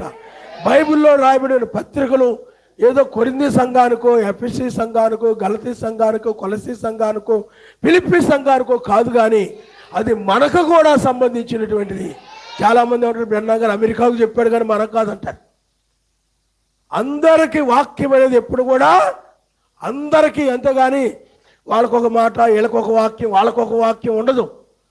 ఆయన ప్రజలైన బడినటువంటి వారందరికీ కూడా ఒకే వాక్యం ఉంటుంది. హల్లెలూయా. కాబట్టి పిల్లారా, ఈ చివరి సమయంలో మనమున్న దినము 1996 నుండి మెస్సీ దినములో ఉన్నాము. ఏలియా దినములో లేము. 7వ దినములో మనము లేము. లోకం 7వ దినములో ఉంది, మనం కూడా లోకం 7వ దినంలో ఉంది, మనం 8వ దినంలో ఉన్నాం. అందుకని 7వ జాము 8వ దినము, 7వ సంఘకాలమే 7వ జాము. 7వ జాములోనే తెల్లవారుజామున ఉన్నాం. కాబట్టి ఇప్పుడు పిల్లారా, ఈ దినములో ఎవరైతే నిరపరాధులుగా, ఎప్పుడు చూసినా నిరపరాధులుగా, ఏ క్షణములో చూసినా నిరపరాధులుగా, ఏ పాపము లేని వారుగా, ఏ అవిశ్వాసము లేని వారుగా, ఎవరి మీద కక్ష లేని వారుగా, ఏమండి సమాధానం కలిగిన వారుగా, ఏమండి ఎప్పుడు చూసినా ఎవరైతే ఉంటారో, ఎవరు ఆ విధంగా స్థిరపరచబడి ఉంటారో, స్థిరపరచబడిన వారికి ఆయన. హల్లెలూయా. హల్లెలూయా. ఈరోజేమో ఏమంటే చేపలా ఉండి రేపు కప్పలా ఉంటే కుదరదు. చేప నీళ్ళలోనే ఉంటుంది తప్ప ఒడ్డుకు రాదు, చచ్చిపోద్ది ఒడ్డుకొస్తే. అందుకనే బయట వేసినది నీళ్ళలోకి వెళ్ళిపోవడానికి ప్రయత్నం చేస్తుంది.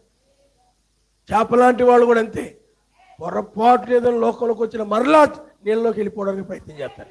కప్పాలా కాదు, అటు ఉంటుంది ఇటు ఉంటుంది, నీళ్ళలోనే తిరుగుతుంది, ఒడ్డును కూడా తిరిగేస్తుంది. వీళ్ళు కూడా అంతే, క్రైస్తవులు నీళ్ళలోనే తిరుగు అంటే వాక్యం వింటుంటారు, ఆరాధనలో ఉంటుంటారు, వాక్యం వింటుంటారు, పాటలు పాడుతుంటారు, ప్రార్థన చేస్తుంటారు, మరలా కప్పలాగా మరలా ఏమండి సెలవులు కదను, లేదా ఖాళీగా ఉన్నాం కదను, ఇలా ఆదివారం కదను, ఇలాగా లోకముతో పాటు తిరుగుతూ ఆ బంధువులకి అక్కడికి ఇక్కడికి వెళుతూ ఆ యొక్క ప్రార్థన మాని ఆరాధన మాని ఇష్టం వచ్చినట్లు కప్పలాగా తిరుగుతూ ఉంటారు.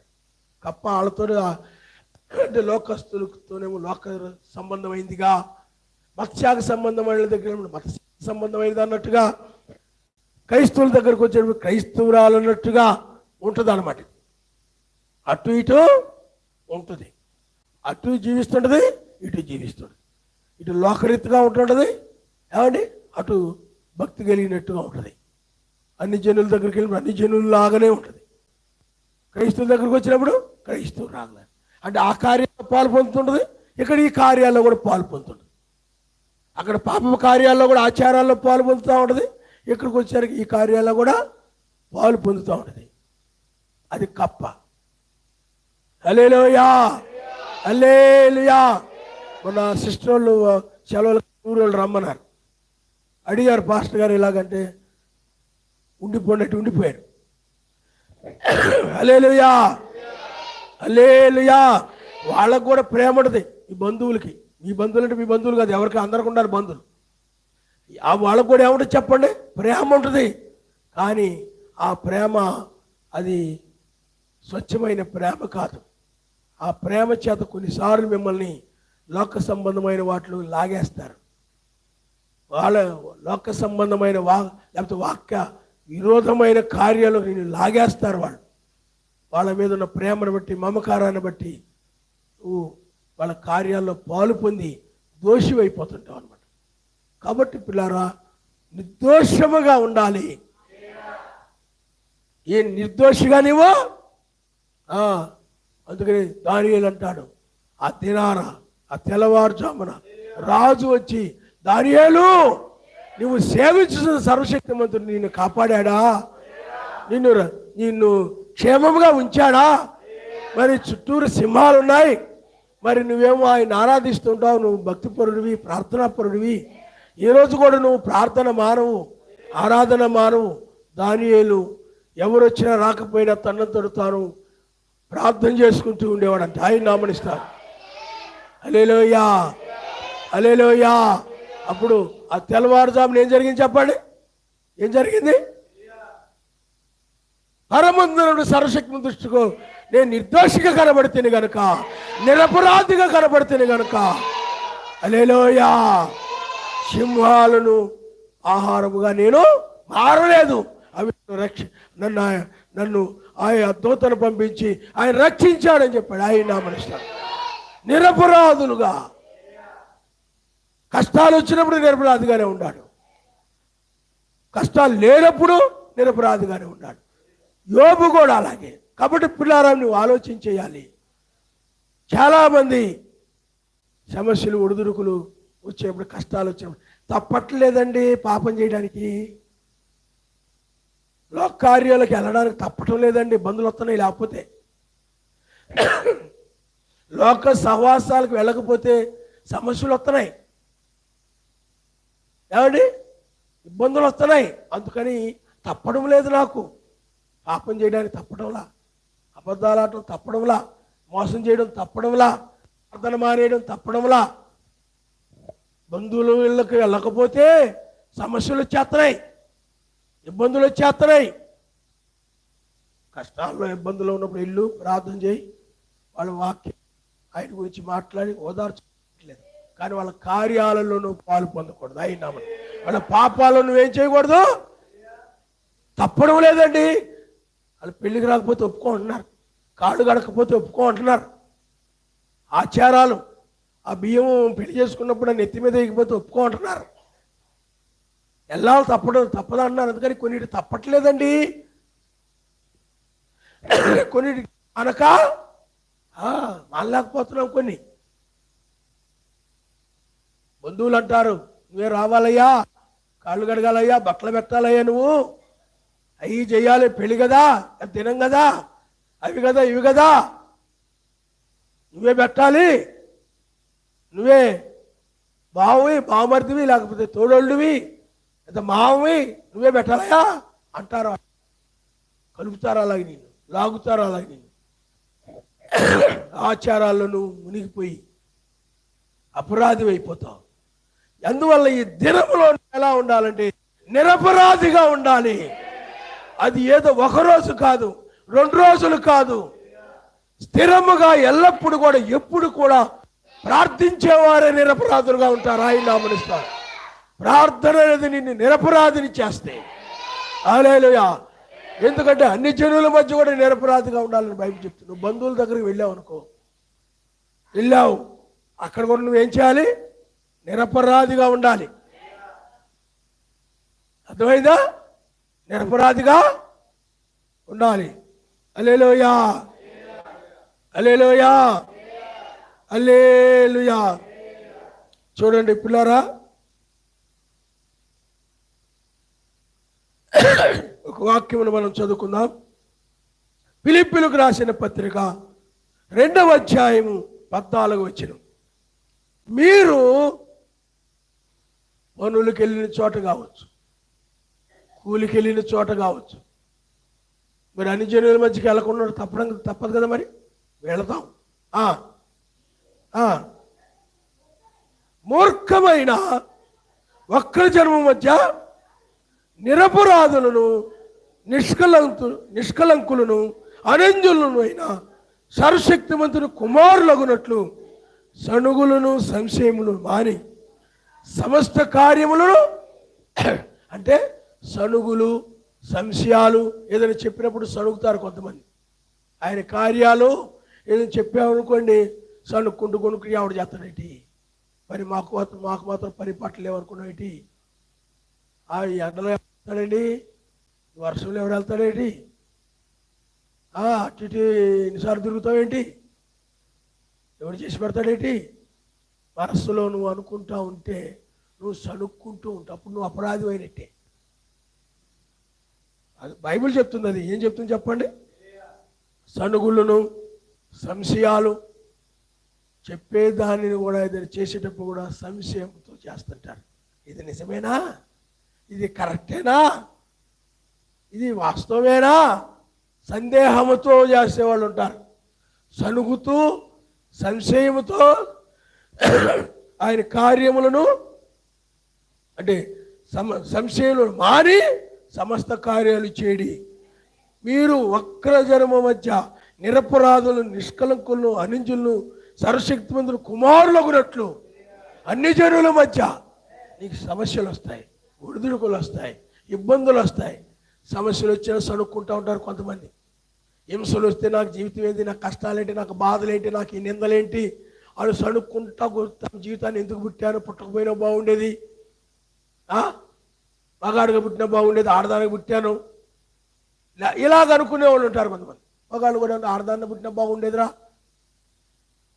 ఇలాగూ ఏదో ఒకటి సణుక్కుంటూ కొనుక్కుంటుంటారు. శ్రమలు వచ్చినప్పుడు, కష్టాలు వచ్చినప్పుడు, ఇబ్బందులు వచ్చినప్పుడు అన్ని జనుల మధ్య సణుక్కుంటూ కొనుక్కుంటూ చేస్తుంటారు భక్తి. ప్రార్థనకు చెప్పిన అస్తమాన ప్రార్థన సణుక్కునే వాళ్ళు ఉంటారు. సణుక్కోవడం అంటే లోపల లోపల విరోధంగా ఏకీభించకుండా గుణుక్కుంటూ ఉండడం అన్నమాట. మనసులో ఆలోచనలో అనుకుంటూ ఉంటారు రకరకాలుగా విరోధంగా. అప్పుడు ఏమవుతారు? అపరాధులు అయిపోతారు. అపరాధులు అందుకని సణిగి గొణిగే వెళ్ళలేదు, కానానికి సణిగి గొణిగి వెళ్ళలేదు. ఎందుకంటే వాళ్ళు ప్రేమతో చేయకుండా సమస్త కార్యంలో ప్రేమతో చేయడని బైబిల్ చెప్తుంది. కాబట్టి నువ్వు ఎవరికి ఏది చేసినా ప్రేమతో చేయాలి తప్ప సణుక్కుంటున్నో, తిట్టుకుంటున్నో, కొనుక్కుంటున్నో, చావు, ఇగో తిను, మెక్కు, ఇదిగో మంచం వేసి పడుకు చావు,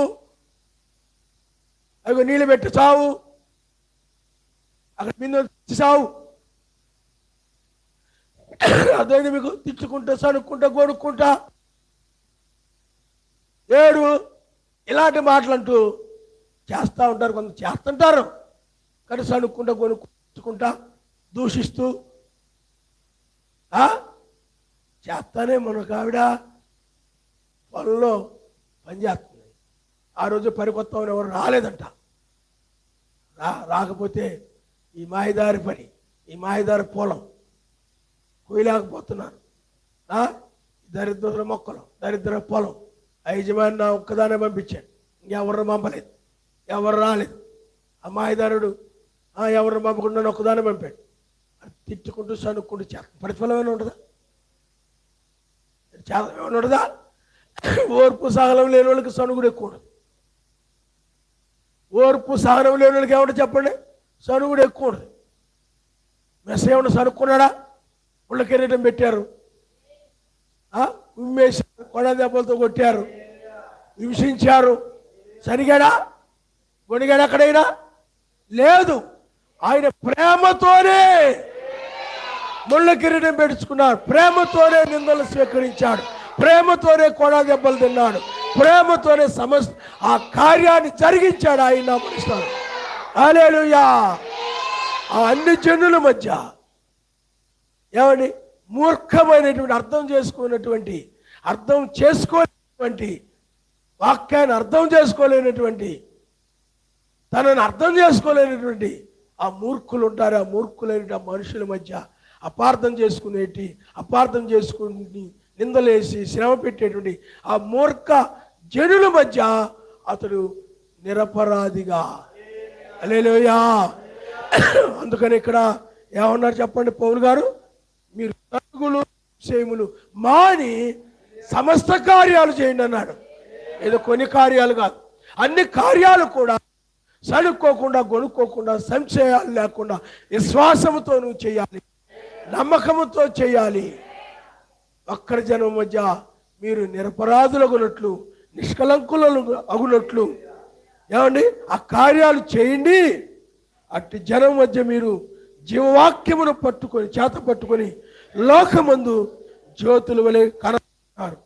అందువల్ల నేను వ్యర్థముగా పరిగెత్తలేదని, నేను పడిన కష్టము నిష్ప్రయోజనము కాలేదని మెస్సీ దినమున నాకు అతిశయ కారణము కలుగును. ఆయన నామనిస్తారు అంటే మెస్సీ దినమున నాకు అతిశయం కలుగుతుంది మిమ్మల్ని బట్టి. ఎందుకంటే మీరు ఆ సంశయములు సణుగులు మాని మీరు నిరపరాధులుగా ఉన్నారు కాబట్టి. మీరు నిరపరాధులుగా ఉన్న దాన్ని బట్టి మెస్సీ దినములో మీరు నిరపరాధులుగా ఉంటే నాకు అతిశయ కారణము కలుగుతుంది. మీరు ఆ విధంగా నిరపరాధులుగా ఒక్కరి జన్మ మధ్య జ్యోతుల వలె ఉన్నారు. లోకస్తుల మధ్య, ఆ లోకస్తులకి ఏం తెలుసులే వాళ్ళని తినకూడదని, నా వరకు వాళ్ళకి ఏం తెలుసు? ఏమండి, కొంతమంది క్రైస్తవుల మధ్య దగ్గర చాలా జాగ్రత్త ఉండి లోకస్తుల దగ్గర మాత్రం మోహం చూస్తూ ఉంటారు.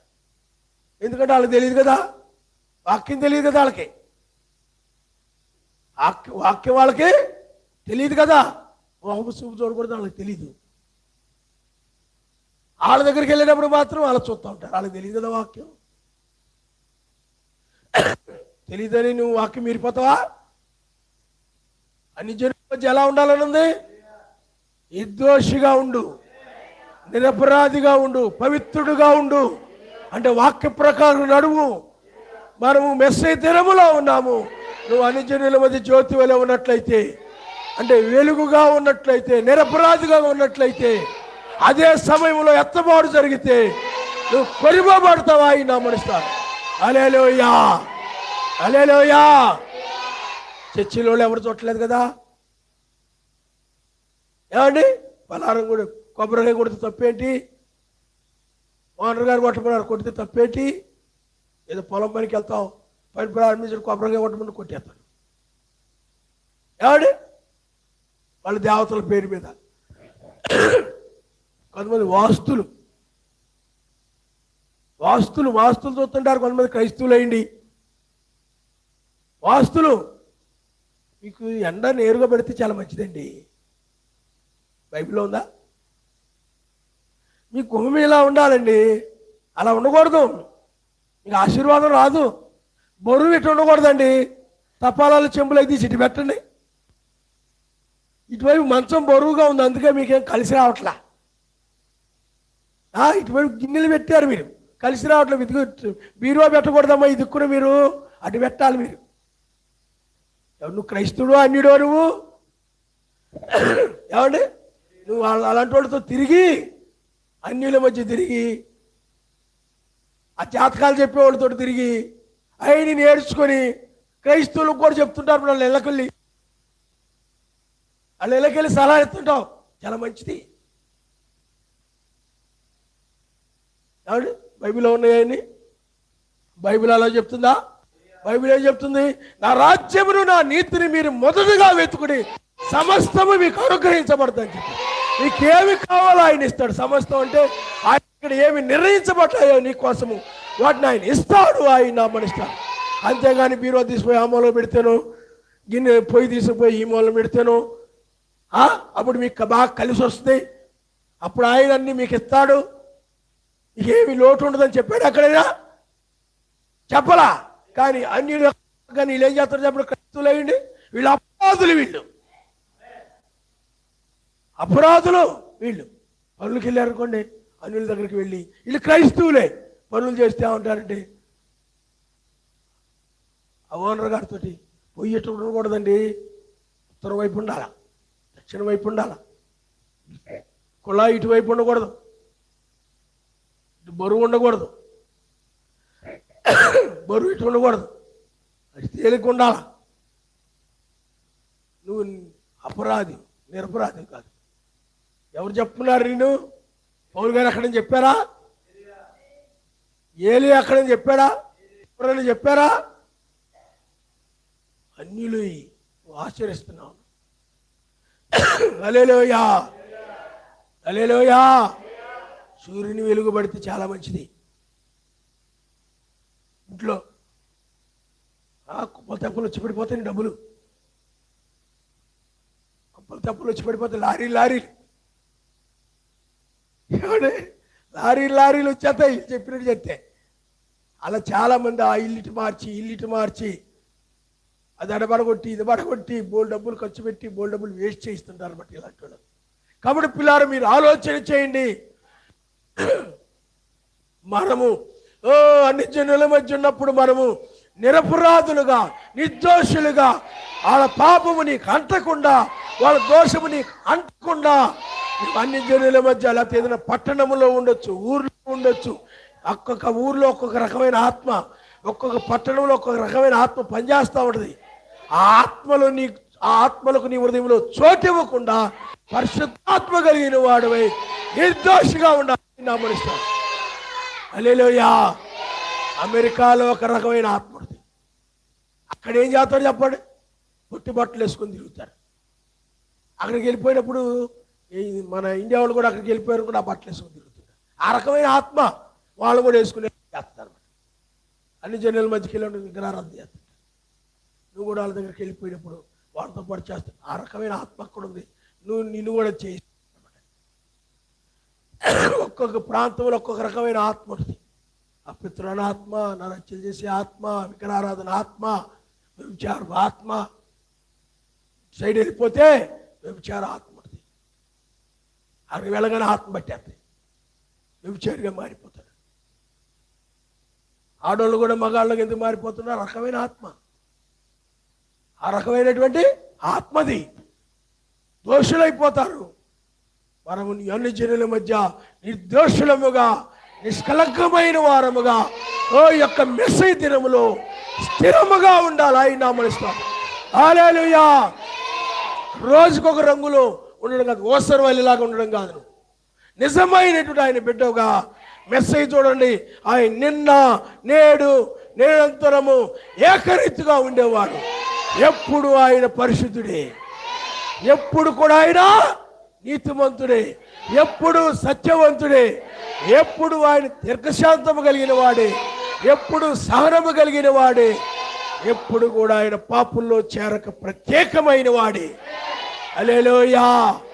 దోషియు నిష్కలమసుడును పాపుల్లో చేరక ప్రత్యేకముగా ఉన్నవాడు. ఆయనలో ఏ పాపమో లేదు. అందుకనే పందులు మురుగుంటల్లో తిరుగుతూ ఉంటాయి. మనం వాటితో పాటు గొర్రెలు తిరగదు. గొర్రెలు కూడా వాటితో పాటు తిరుగుతాయా? తిరగవు. అవి ప్రత్యేకంగా. మనము కూడా ఆ రాజ్య సంబంధులం కాబట్టి, ఆ దేశానికి సంబంధించిన వారు కాబట్టి ప్రత్యేకముగా ఉండాలి. ప్రత్యేకించబడినావా ప్రియమైన మెస్సయ్య వధువుగా, ప్రత్యేకించబడినావా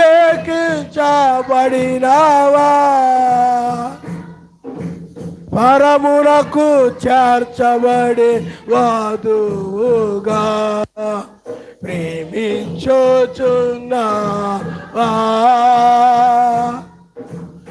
ఏది నీలో ప్రేమ, ప్రేమించుచున్నావా.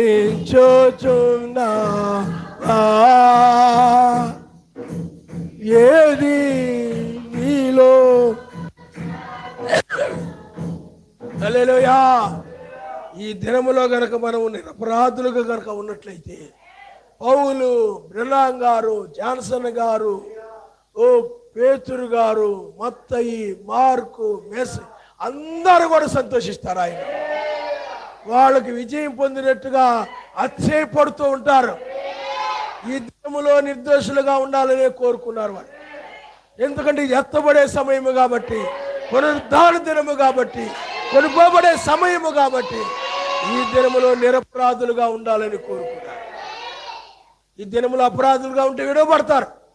ఒకరు కొనుకోబడే దినం ఇదే, ఒకరు విడవబడే దినము ఇదే. ఈ దినములో నిరపరాధులుగా ఉంటేనే ఎత్తబడతారు. హల్లెలూయా, హల్లెలూయా. పిల్లారా, మీరు ఆలోచన చేయండి. ఈ దినములో నువ్వు ప్రతిరోజు నిరపరాధిగా ఉంటేనే. అంతేగాని ఇంతకు ముందులాగా ఉంటాను, ఇంతకు ముందులాగా తిరుగుతాను, ఇంతకు ముందులాగా జీవిస్తాను అని నీ సమయాన్ని ఎరుగక, కాలాన్ని ఎరుగక, ఈ ఉన్న దినములో నిరపరాధిగా ఉండకుండా ఇష్టం వచ్చేటట్లు ఉన్నావంటే అన్ని జనులలాగా, అన్ని జనులను చూసి, లోకస్తులను చూసి, మత్స్య సంఘాలను చూసి వాళ్ళలాగా ఉన్నావంటే నువ్వు ప్రమాదంలో పడిపోతావు. నువ్వెవరువో నువ్వు గ్రహించు. నువ్వు ఆయన బిడ్డవి, నువ్వు ఆయన సొత్తై ఉన్నావు, ఆయన స్వాస్థ్యమై ఉన్నావు. కాబట్టి నువ్వు నిరపరాధిగా ఉండవలసిన కాలం ఇదే. ఆయన మనిషి ఇక్కడ గంతులేసి, ఇక్కడ హల్లెలూయా అని కిందకి పోయిన తర్వాత అపరాధిగా మారి ఆలోచనలు కానీ అపరాధిగా అయిపోతే విడవబడి ప్రమాదం ఉంది.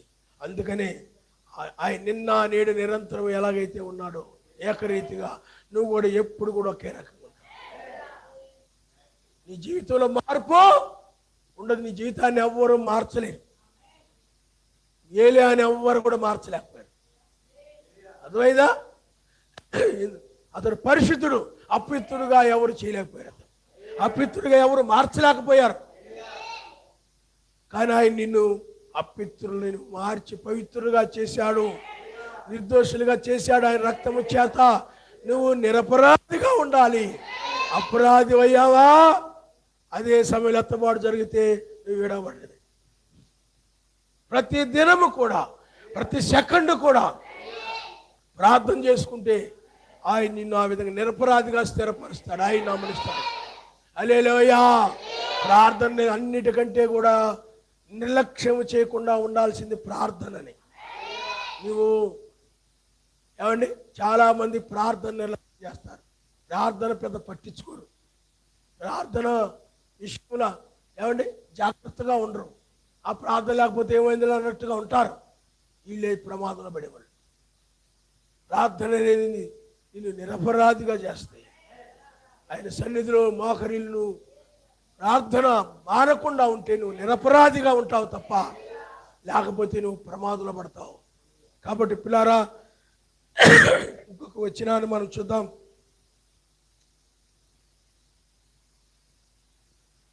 చూడమ్మా, కొలసీలకు రాసిన పత్రిక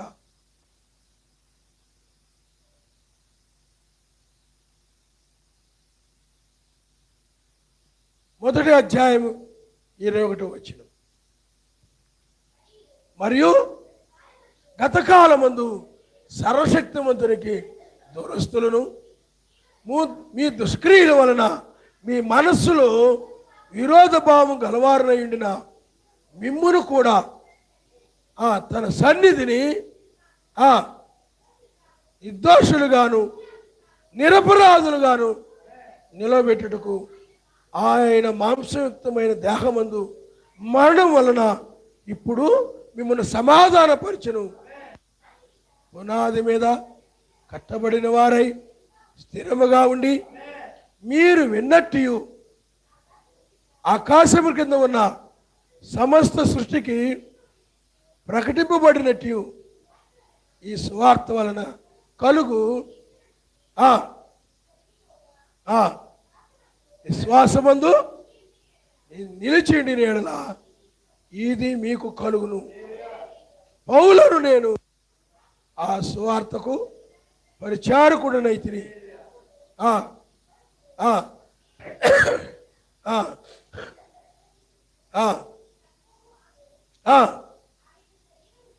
చూడండి, ఇప్పుడు మీ కొరకు నేను అనుభవించున్న శ్రమలందు సంతోషించు సంఘమురాయన శరీరం కొరకు మెస్సయ్య పడిన పాటలలో కొదువైన వాటి యందు నా వంతు నా శరీరమును సంపూర్ణము చేయుచున్నా. హల్లెలూయా. అలాగే ఫిలిప్పీయులకు రాసిన పత్రిక 1వ అధ్యాయము 11వ వచనం. మీ 11వ వచనము, ఫిలిప్పీయులకు రాసిన పత్రిక 1వ అధ్యాయం 11వ వచనం.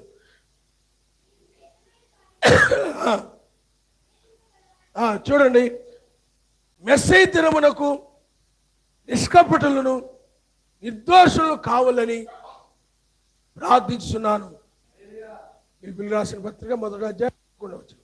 సహోదరులారా, నాకు సంభవించినవి సువార్త మరి ఎక్కువగా ప్రబలమగుటకే సమకూడినని మీరు తెలుసుకుని కూర్చున్నారు.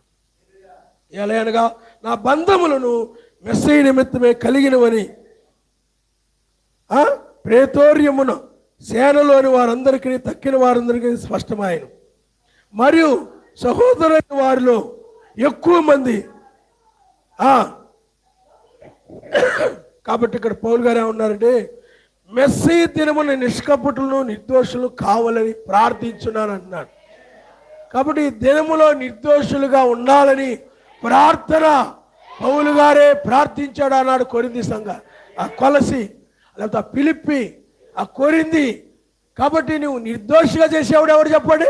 ఆయన రక్తం వల్ల నీ నిర్దోషిగా చేశాడు. కాబట్టి ఆ నిర్దోషత్వం నువ్వేం చేయాలి?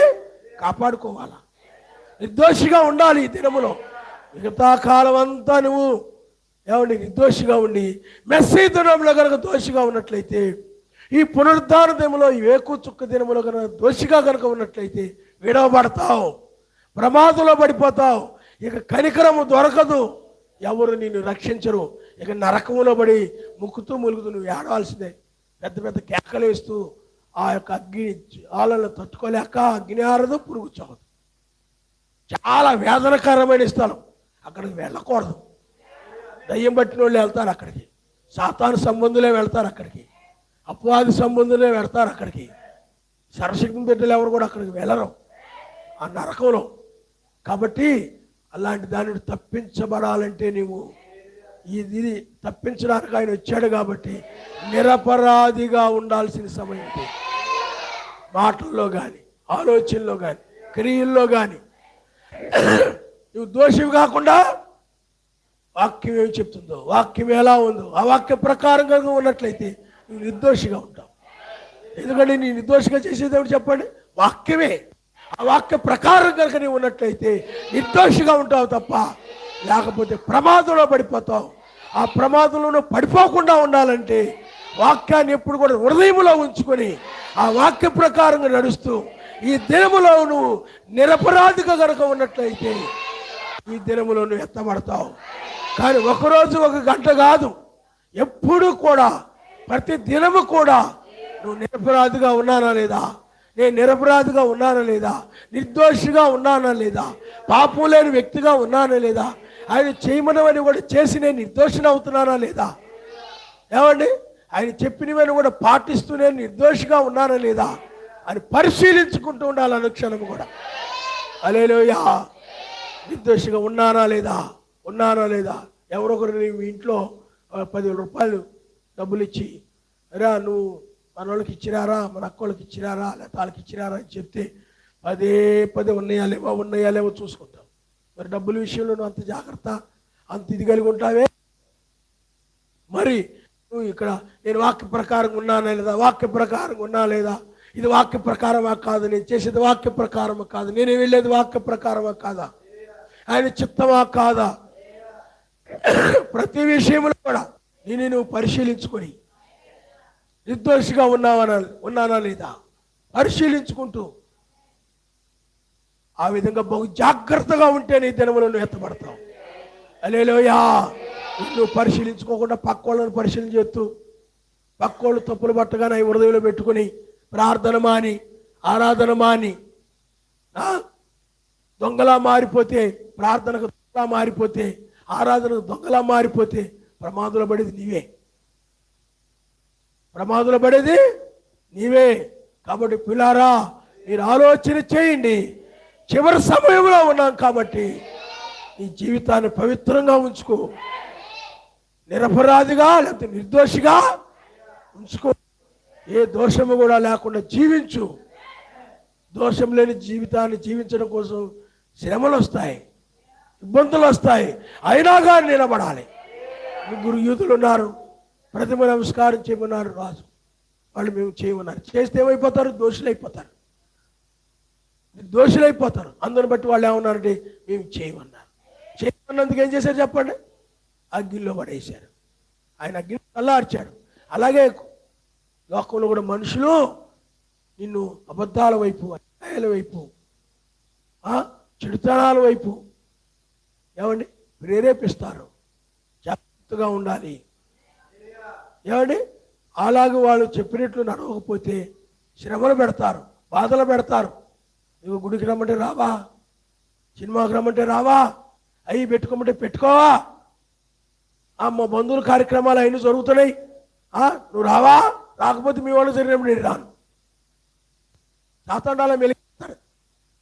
నీకు అర్థమైందా? మెలిగిలేడుతున్నాడు. సెలవులు అనుకోండి, నీ భర్త ఏ మత్స్యాకుడు అనుకోండి, ఏ అన్యుడు అనుకోండి, ఆలూరు వెళ్దాం ఉంటాడు. నువ్వు రానన్నావు అనుకో, నేను ప్రార్థన తీసుకెళ్ళినట్టాడు, లేదా ప్రార్థన పంపనంటాడు, ఆరాధన పంపనంటాడు. మెలికలేడుతున్నాడు. దోమలాగా లింకులు అన్నమాట, ఒకదానికి లింకు. లేదా నేను పుట్టింటికి పంపించేస్తా, నీతో మాట్లాడను, నీతో పలకను, ఫోన్ చేసిన తీను. వాక్య ప్రకారంగా ఉంటే, దుర్బోధలతో ఏకీవించకపోతే, దుష్ట కార్యాలతో ఏకీవించకపోతే నీకు సమస్యలు వస్తాయి, ఇబ్బందులు వస్తాయి. ఆయన వాటన్నింటిని కూడా కాపాడుతాడు. హల్లెలూయా. నీతిమంతులకు వచ్చే అపాయములు అనేకములు, వాటన్నిటి నుండి కూడా ఆయన తప్పిస్తాడు, ఆయన అమరుస్తాడు. సాతాను అనేకములు పెడతాడు నీకు, వాడి దారిలోకి తెచ్చుకోవడానికి, వాడి మార్గంలోకి తెచ్చుకోవడానికి. సంఘానికి వస్తేనే రేపు మీ సంఘానికి పంపిస్తా, లేకపోతే పంపను. మేము ఫంక్షన్ చేసుకున్నావురా, పార్టీ చేసుకున్నావురా, నువ్వు వస్తేనే, లేకపోతే రేపు నీకేమైనా మేము రావు, నువ్వు ఎక్కడ కనబడి పలకరించాం, నువ్వు రావాల్సిందే. ముందు పార్టీ, అని పార్టీ, జాయింట్ పార్టీ, రారా, రాకపోతే నీకు ఇక సంబంధం ఉండదు అంటారు. భయపడకూడదు, ధైర్యముగా అలాంటి కార్యక్రమంలో పాలు పొందకుండా ప్రత్యేకముగా ఉండాలి, నిర్దోషిగా ఉండాలి. అపవిత్రులుగా మార్చడానికి సాతానుడు అనేకమైన తంత్రాలు పన్నుతాడు. అయినా కానీ వాక్యం మీద నువ్వు నిలబడాలి, వర్తమానం మీద నువ్వు నిలబడాలి. నిర్దోషిగా నీ ఉండాలి. ఏ విధంగా కూడా నీ జీవితాన్ని అపవిత్రం చేసుకోవద్దు. హల్లెలూయా, హల్లెలూయా. అలాగే ఆడవాళ్ళను కూడా లోబరుచుకుంటారు. ఆడవాళ్ళను కూడా ఏం చేస్తారు చెప్పండి? ఆడవాళ్ళని, మగవాళ్ళని కూడా. మరి యోసేపుని ఏం చేసింది చెప్పండి? యోసేపుని ఏం చేసింది? పోతీఫరు భార్య ఏమండి దోషిగా చేయాలని చూసింది. ఆమె పాపాత్మురాలు. నీతిమంతుడే మనసు పెట్టుకొని అతడు వచ్చే పోయే దారిలో కాచుకొని ఉంటా ఉంది, కాచుకొని ఉండేది. అలాగా వీళ్ళ దగ్గర కూడా అలా కాచుకొని ఉంటారు కొంతమంది. ఇంటి పక్క వాళ్ళు, ఇంటి ముందు వాళ్ళు, ఇంటి వెనకోళ్ళు ఆ దారిలో కాచుకొని ఉంటారు కొంతమంది. పోతీఫరు భార్యలాగా. యోసేపు ఏం చేశాడు చెప్ప? తప్పించుకొని పారిపోయాడు. హల్లెలూయా. ఆ పాపము వలన తను ఒక దోషిగా మారకూడదని తన జీవితాన్ని నిర్దోషంగా ఉంచుకున్నాడు, పరిశుద్ధంగా ఉంచుకున్నాడు, పవిత్రుడుగా ఉన్నాడు, నిర్దోషిగా ఉన్నాడు. నీవు కూడా నిర్దోషిగా ఉండవలసిన సమయం ఇదే. అప్పుడే నీ శరీరము మార్పు చెంది పైకి వెళ్తుంది. అందువల్ల ప్రార్థన మానకూడదు. నువ్వు ప్రార్థన మానకూడదు. హల్లెలూయా, హల్లెలూయా.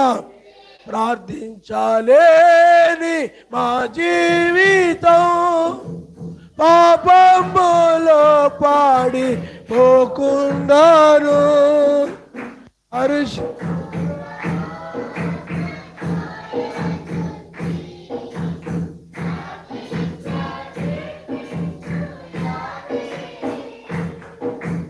పరిశుద్ధాత్మ మాయందుంచి ప్రార్థించ నేర్పించు యావే. హల్లెలూయా. ఇంకా ప్రార్థన నేర్పించు అనే సమయం కాదు, కానీ ప్రార్థన నిర్దోషిగా ఉంచు నాయన అని ప్రార్థన నేర్చుకొని వారుగా ఉండాలి. హల్లెలూయా. చూడండి ఒకసారి మనం ఫిలిప్పీయులకు రాసిన పత్రిక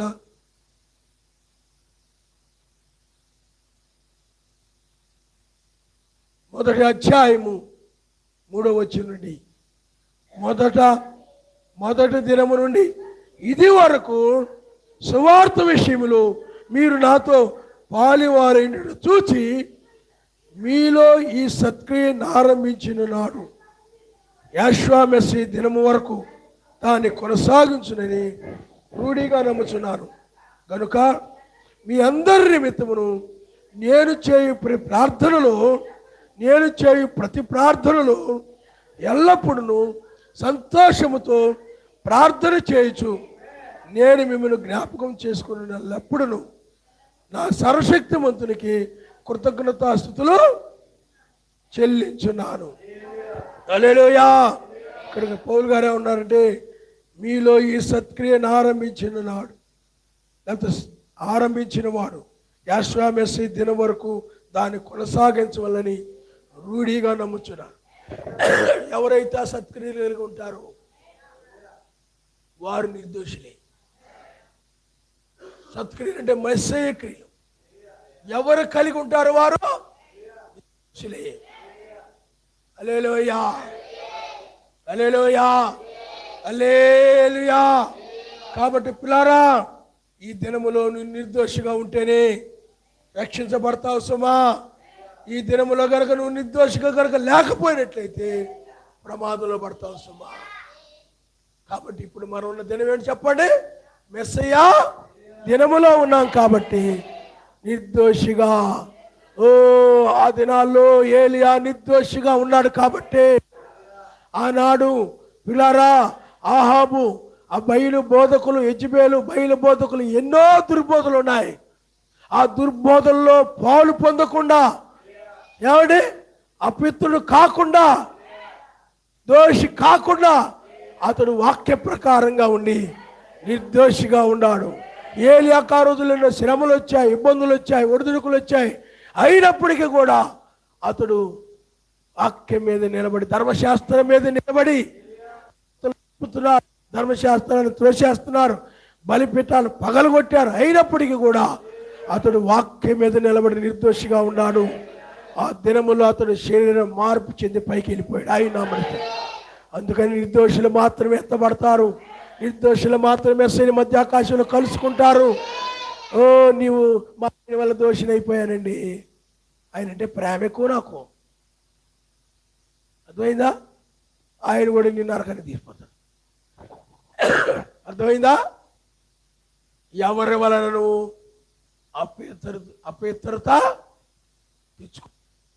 అపిత్రాలు కావద్దు. నువ్వు పరిశుద్ధుడుగా నిర్దోషిగా ఉంటేనే పైకి తీయబడతావు సుమా, పై కొనుబడతావు సుమా. అందువల్ల నీవు నిర్దోషిగా ఉన్నానా లేదా, నిర్దోషిగా ఉన్నానా లేదా ప్రతి క్షణము కూడా పరిశీలించుకుంటూ ప్రార్థించుకుంటూ నాలో ఏమైనా ఇంకా పాపం ఉందా, ఎవరితో నేను విరోధంగా ఉన్నానా, ఎవరి విషయంలో నేను దోషిగా ఉన్నానా, ఎవరి మీద నేను ముక్కు మీద కోపం పెట్టుకుని ఉన్నానా, ఎవరి మీద కక్ష కలిగి ఉన్నానా, లేకపోతే ఎవరితో కలహాలు కలిగి ఉన్నానా, ఎవరితో విభేదాలు కలిగి ఉన్నానా, సమాధానంగా ఉన్నానా లేదా, ఎవరితో విరోధంగా నీకు అనిపించితే వాళ్ళతో సమాధానపడు. విభేదాలొద్దు, కక్షలొద్దు, కలహములొద్దు, సమాధానముగా ఉండు. నువ్వు సమాధానంగా ఉన్నావు, నీ నిర్దోషివే. నువ్వు వాళ్ళ మీద ఏదో పగ కలిగి కక్ష కలిగి ఉన్నావు, నువ్వు దోషివే సుమా. ఇప్పటి వరకు నువ్వు దోషిగా బ్రతికావు, తెలిసి తెలియకుండా మిడిమిడి జ్ఞానంతో అంతా తెలుసు అనుకొని వాళ్ళ మీద వీళ్ళ మీద కోపం పెట్టుకొని, కక్ష పెట్టుకొని, ముఖం ఎత్తి పట్టుకొని తిరిగావు. అలాంటిది మానేయి. ఎవరైనా ముఖం ముడుచుకొని మూతి ముడుచుకొని ఉన్నారంటే, ఎవరు వచ్చిన ముఖం తిప్పుకుంటే అలా ఉన్నారంటే అక్కడ దయ్యం పనిచేస్తాడని చెప్పాడు బ్రహ్నాం గారు, సాతాను పనిచేస్తాడని చెప్పాడు బ్రహ్నాం గారు. కాబట్టి నువ్వు అలా ఉండొద్దు. హృదయంలో ఏది ఉందో దాన్ని చక్కగా ఫ్రీగా మాట్లాడు. తప్పైన ఒప్పైనా అలా మాట్లాడుతూ తప్పులు మాట్లాడితే సరిదిద్దబడతాయి. తెలిసి తెలియకుండా మాట్లాడేవనుకోండి, అలా మాట్లాడదు ఇలాగ. ఇది వాక్య వ్యతిరేకం, ఇది వాక్య విలువ. అలాగే నువ్వు ఏం మాట్లాడుకుని హృదయంలో అలా ఉన్నావు అనుకోండి, ఏమండి లోపలేదో ఒకటి పెట్టుకుని అగ్ని పర్వతం లాగా. అమెరికాలో ఒకటి ఉందంట అగ్ని పర్వతం, అది అలాగ నిద్రావస్థలో ఉన్నట్టు ఉంటుందంట. అది మొత్తుగా అది కనుక పేలితేనంటే కొన్ని కిలోమీటర్ల వరకు కాలిపోతాయంట. అలాగే లోపల లోపల లోపల లోపల పెట్టుకొని అణుచుకొని ఉంటారు కొంతమంది ఆడవాళ్ళు కానీ మగాళ్ళు కానీ. వరస్టవరు లోపల ఉంటాయి, వ్యతిరేకంగా పెట్టుకొని ఉంటారు. ఈ వాక్యాన్ని బట్టి అలా అలా ఉంటుంటారు కదా, ఈ లోపల ఉంటుంటాయి, పూర్తిగా పోవాయి. నిజమైన వాళ్ళు పూర్తిగా పోతాయి, వీళ్ళలో మాత్రం ఉంటుంటాయి. కానీ సమాధానం ఉండమన్నారు కదా పాస్టర్ గారు, ఉంటుంటారు. లోపల విరోధమైన ఆలోచనలు వస్తూ ఉంటాయి, ఉంటారు కదా, ఉంటుంటారు. ఏదో టైంలో ఆ లోపల ఉన్నది విరోధమైనది బయటకు వచ్చేది, పెద్ద సమస్యలు తెచ్చి పెడతారన్నమాట. అలాంటి వ్యక్తి ప్రమాదం, నరకానికి తీసుకుపోతాడు కొంతమందిని, పాతాళానికి తీసుకుపోతాడు కొంతమందిని. దాతాను అభిరామ కోరహులు ఏం చేశారు చెప్పండి? ఇంచుమించు 200 మందిని ఏం చేశారు? దోషులుగా చేశాడు. దోషులుగా చేసి ఏమండి నేల విరిచినప్పుడు మొత్తం దాంట్లోకి వెళ్ళిపోయారు, వాళ్ళు వాళ్ళ కుటుంబాలు మొత్తం కూడా. అలాగూ అందుకనే మన వంతు వచ్చినప్పుడు మన వాక్య ప్రకారం నిలబడాలి. నిర్దోషంగా నిలబడే సమయం ఇదే. ఏలియావలే హనోకు సర్వశక్తితో నడిచి నిర్దోషిగా ఉన్నాడు, మనుషులతో కాదు. అలాగని మనుషులతో సంబంధం ఉండకూడదని కాదు, వాక్యముతో నడిచాడు ఆయన పక్షముగా.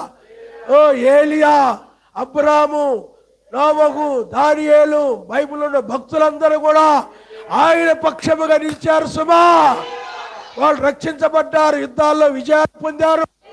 ఏలియా మరణమును చూడకుండా వెళ్ళిపోయాడు. నోవు ఓడలో రక్షించబడ్డాడు. పిల్లల్లో మనం అబ్రాహామును చూసినట్లయితే అతని శరీరం మార్పు చెంది కుమారుని కన్నాడు. ఇస్సాకు అలాగే యాకోబుని, వేకోదూత యాకోబుని కలిశాడు. ఆయన నమ్మనిస్తాడు. హల్లెలూయా. నిర్దోషులుగా ఉండాలి. నీ తలంపులు ఏ కీడుకరమైనవిగా ఉండకుండా మేలుకరమైనవిగా ఉన్నట్లయితే నువ్వు నిర్దోషమే. సత్క్రియలు, మంచి క్రియలు, మంచి చేయాలి, మేలు చేయాలని ఆలోచనలు, శత్రువుకైనా సరే మేలే చేయి. వాళ్ళతో సహవాసం చేయకుండా, వాళ్ళ పాపంతో సహవాసం చేయకుండా. వ్యక్తులను మనం ద్వేషించకూడదు. పాపాన్ని ద్వేషించాలి, చెడుతనాన్ని ద్వేషించాలి. చెడుతనాన్ని మనం ఏం చేయాలి చెప్పండి? ద్వేషించాలి. కానీ ఇప్పుడు మెస్సయ్య ఉన్నాడు, ఇస్కరియోతు యోధా ఉన్నాడు, ముద్దు పెట్టి అప్పగిచ్చాడు. నా స్నేహితుడా అన్నాడు, ఆయన నమ్మనిస్తాను. హల్లెలూయా. ద్వేషించలేదు. ఏరా ఇంత నమ్మకంగా ఉండి శిష్యులు ఒకటి శిష్యుడిగా ఉండి ఇలాంటి ద్రోహం చేస్తావా? ఇలాంటి అన్యాయం చేస్తావా? నమ్మించి నువ్వు మోసం చేస్తావా? నేను ఎక్కడున్నాను? వాళ్ళందరూ తీసుకొచ్చి ముద్దు పెట్టి వాళ్ళకి అందరికీ అప్పగిస్తావు నువ్వు? ఇలాంటి వాడు అనుకోలేదురా, ఇలాంటి శిష్యుడు అనుకోలేదు అన్నాడా?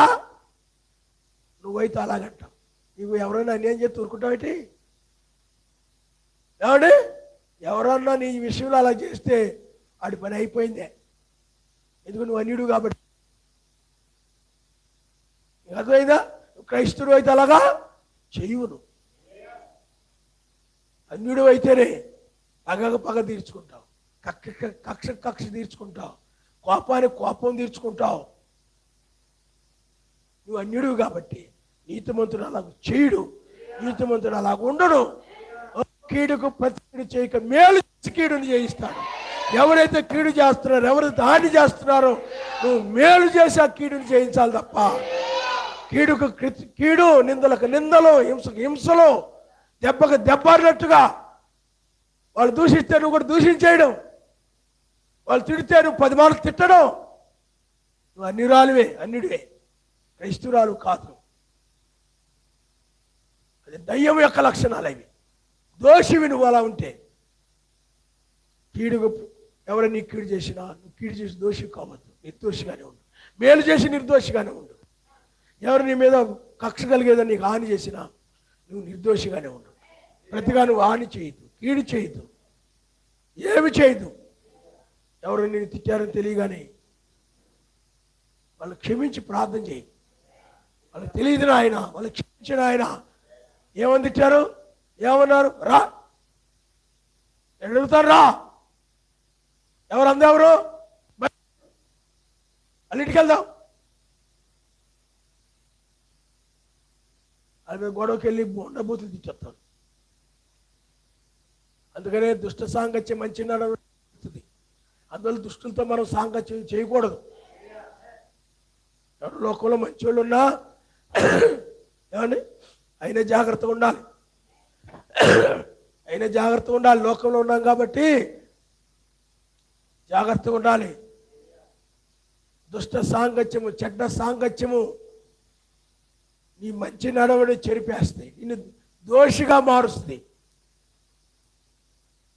ఇస్కరియోతు యోధాని దుష్ట సాంగత్యం చేయడం వలన, చెడ్డవారితో సాంగత్యం చేయడం వలన దుష్ట సలహాలు ఇచ్చి, దుష్ట ఆలోచనలు ఇచ్చి ఇస్కరియోతు యోధాను కూడా దుష్టుడిగా మార్చేశారు. అర్థమైంది మీకు? ఆ యొక్క దీనిలా ఉంది. దుష్టులతో ఆ యొక్క ఫిలిష్తీయులతో సహవాసం చేసేది, సాంగత్యం చేసేది. ఆమె మీద ఏమండి సంసోను మనసు కలిగి ఉండేవాడు. ఇప్పుడు సంసోను దెబ్బతీయాలంటే ఏం చేయాలా? తెలియలా. ఈవిడ సహవాసం చేయడం వల్ల దుష్ట సలహాలు ఇచ్చారు. డబ్బు ఆశ పెట్టి, ధనం ఆశ పెట్టి, ఏమండి ధనం ఆశ పెట్టి అప్పుడు ఏం చేసింది? ఆమె దుష్టులకు అప్పగించింది. ఫిలిష్తీయుల నుండి రక్షించడానికే సంసోను పుట్టాడు. ఇప్పుడు ఫిలిష్తీయులు క్షమించండి, ఇజ్రాయిల్ రక్షించడానికే సంసోను పుట్టించాడు, అంటే ఫిలిష్తీయుల నుండి. కానీ ఇప్పుడు ఇజ్రాయిల్ రక్షించడానికి వీలు లేకుండా చేసింది ఈమె, అప్పగించి. అందువల్ల సహవాసాలు, నీ సాంగత్యాలు చూసుకో. చెడ్డ స్త్రీలతో సాంగత్యం చేయొద్దు, అన్ని స్త్రీలతో సాంగత్యం చేయొద్దు. అన్ని లోకస్తులైన పిల్లలతో కాలేజీల దగ్గర, స్కూళ్ళ దగ్గర ఏమండి సాంగత్యం చేయొద్దు. దుష్టులైనప్పుడు నువ్వేం చేయాలి? సాంగత్యం చేయొద్దు. నీ ఇంట్లో దుష్ట సంబంధమైన భర్త, దుష్ట సంబంధమైన భార్య, దుష్ట సంబంధమైన పిల్లలు వాళ్ళు ఉండొచ్చు. అయినప్పుడు కూడా నువ్వు జాగ్రత్తగా అన్ని జనుల మధ్య ఎలా ఉంటావు? వెలుగువలే.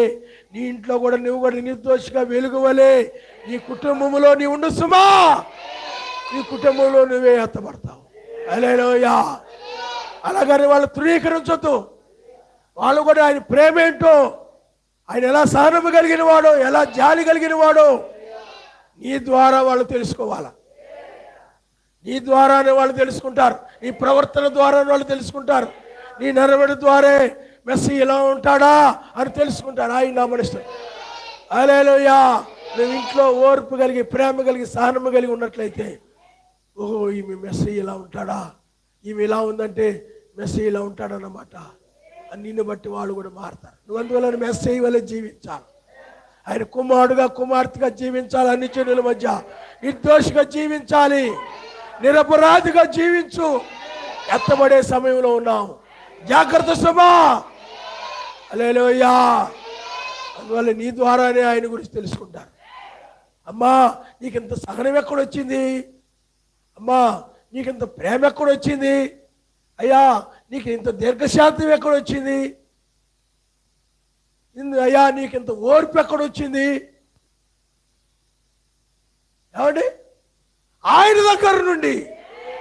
చంద్రుడా నీవు రాత్రి వేళంత చీకటిలో చక్కగా ప్రకాశిస్తున్నావే, నీకు ఎక్కడి నుండి వచ్చిందయ్యా వెలుగు?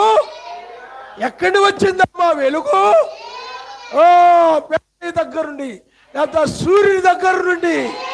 ఈనాడు కూడా మెస్సయ్య అనేటువంటి ఆయనే నిత్యుడు వేకో చుక్క.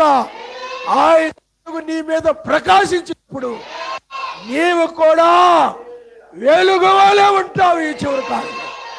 హల్లెలూయా. హల్లెలూయా. అన్ని జనులు అంటారు, నీ బంధువులు, నీ వాళ్ళు అంటారు, అయ్యా ఇంతకుముందు నువ్వు అబద్ధాలు ఆడేదానివే, మోసాలు చేసేదానివే, గర్వంగా ఉండేవాడివే, కోపిష్టిగా ఉండేవాడివే, ముక్కు మీద కోపంగా ఉండేవాడివే, అందరితో కోపం వల్ల గొడవ పెట్టుకునేవాడివి నువ్వు. మేమతో గొడవ, మీ నాన్నతో గొడవ, నీ భార్యతో గొడవ, మీ అన్నయ్యతో గొడవ, మీ తమ్ముడితో గొడవ, నీ భర్తతో గొడవ, అందరితో గొడవ పెట్టుకునేవాడివి. ఇప్పుడు నీకు ఇంత దీర్ఘశాంతం ఎక్కడొచ్చింది? ఆయన యొద్ద నుండి, ఆయన ఆత్మ వల్ల కలిగింది, ఆయన వాక్యం వల్ల వచ్చింది. హల్లెలూయా. అప్పుడు ఏతు వరకు ప్రతివానికి ఆయన గురించి చెప్తాము. నువ్వు మారుటకు ఏతు ఏంటి, కారణం ఏంటి? ఆయనే. నువ్వు పరిశుద్ధుడిగా జీవించడానికి కారణం ఏంటి? ఆయనే. అయ్యా ఇంతకుముందు ఏమ్మా నువ్వు ఇంతకుముందు మోహపు శుభులు చూసేదానివే, ఎవరు వస్తున్నారు అనుకోండి ఎదురెళ్ళేదానివే, అలా చూడడానికి దారిలో నిలబడేదానివే, మెట్లు తగ్గుతుంటే కింద ఉండేదానివే, విరుసుపులు చూడడానికి. ఇప్పుడు చూడలేదే. ఆయన వెలుగు నా మీద ప్రకాశించింది, నేను మారిపోయా, నిర్దోషినయ్యాను. హల్లెలూయా, హల్లెలూయా. వాళ్ళకేళ్ళకి లైన్ వేస్తున్నదానివే అమ్మాయి నువ్వు కాలేజీలో, స్కూల్లో. ఇప్పుడేం సైలెంట్గా ఉన్నావు? మారిపోయా. ఎంతోమంది మీ నాన్న ఎక్కడికో తీసుకెళ్ళేవాడు అనుకుందాం, అన్ని సంబంధమైన వాటి దగ్గర అట్లేదే, మారిపోయా, నిర్దోషిగా మారిపోయా. హల్లెలూయా. ఎత్తబడే సమయం ఇదే. కాబట్టి చివరి సమయంలో ఉన్నావు. నిర్దోషిగా ఉంటే ఎత్తబడతావు, దోషిగా ఉంటే శిక్షించబడతావు. అందుకని నిర్దోషులుగా ఈ దినములో ఉన్నవారు పైకి తీసుకొని పోబడతారు, దోషులైన వారు శిక్షించబడతారు. కొండెములు చెప్పిన వారు శిక్షించబడ్డారు, త్రాగుబోతులు శిక్షించబడ్డారు, అన్యులు శిక్షించబడ్డారు. అంటే పాపం చేసేవాడు ప్రతి కాలంలో, నో కాలంలో, లోతు కాలంలో, దానియేలు కాలం, ఏలియా కాలంలో. యెజబెల్ ఏమైపోయింది? ఆహాబు ఏమైపోయాడు? శిక్షించబడ్డారు. కారణం ఎందుకని? వాళ్ళు దోషులుగా ఉన్నారు. వాక్య ప్రకారంగా ఉంటే నిర్దోషులే, కానీ వాక్య విరోధులుగా ఉన్నారు, వాళ్ళు దోషులుగా ఉన్నారు. శిక్షిస్తాడు ఆయన. ఇవన్నీ తాత్కాలికమైన శిక్ష, అసలైన శిక్ష నరకంలో పడేటివి. బైబిల్లో తాత్కాలికమైన శిక్షలు కూడా వచ్చాయి. ఏమండి? నిత్య శిక్ష ఉంది బైబిల్. నిత్య జీవము, నిత్య శిక్ష. నిత్య జీవంలో ఉంటే లోకంలో కూడా నిత్య శిక్షలో పడిపోతాం. తల్ల వంచుకోండి, మనం ప్రార్థన చేసుకుందాం. హల్లెలూయా. అన్ని జనుల మధ్య ఎలా ఉన్నావు? ఏమిటి? నిర్దోషిగా ఉంటున్నావా? వాళ్ళకేం బైబిల్ తెలియదు కదా, వాళ్ళకేం వాక్యం తెలియదు కదా.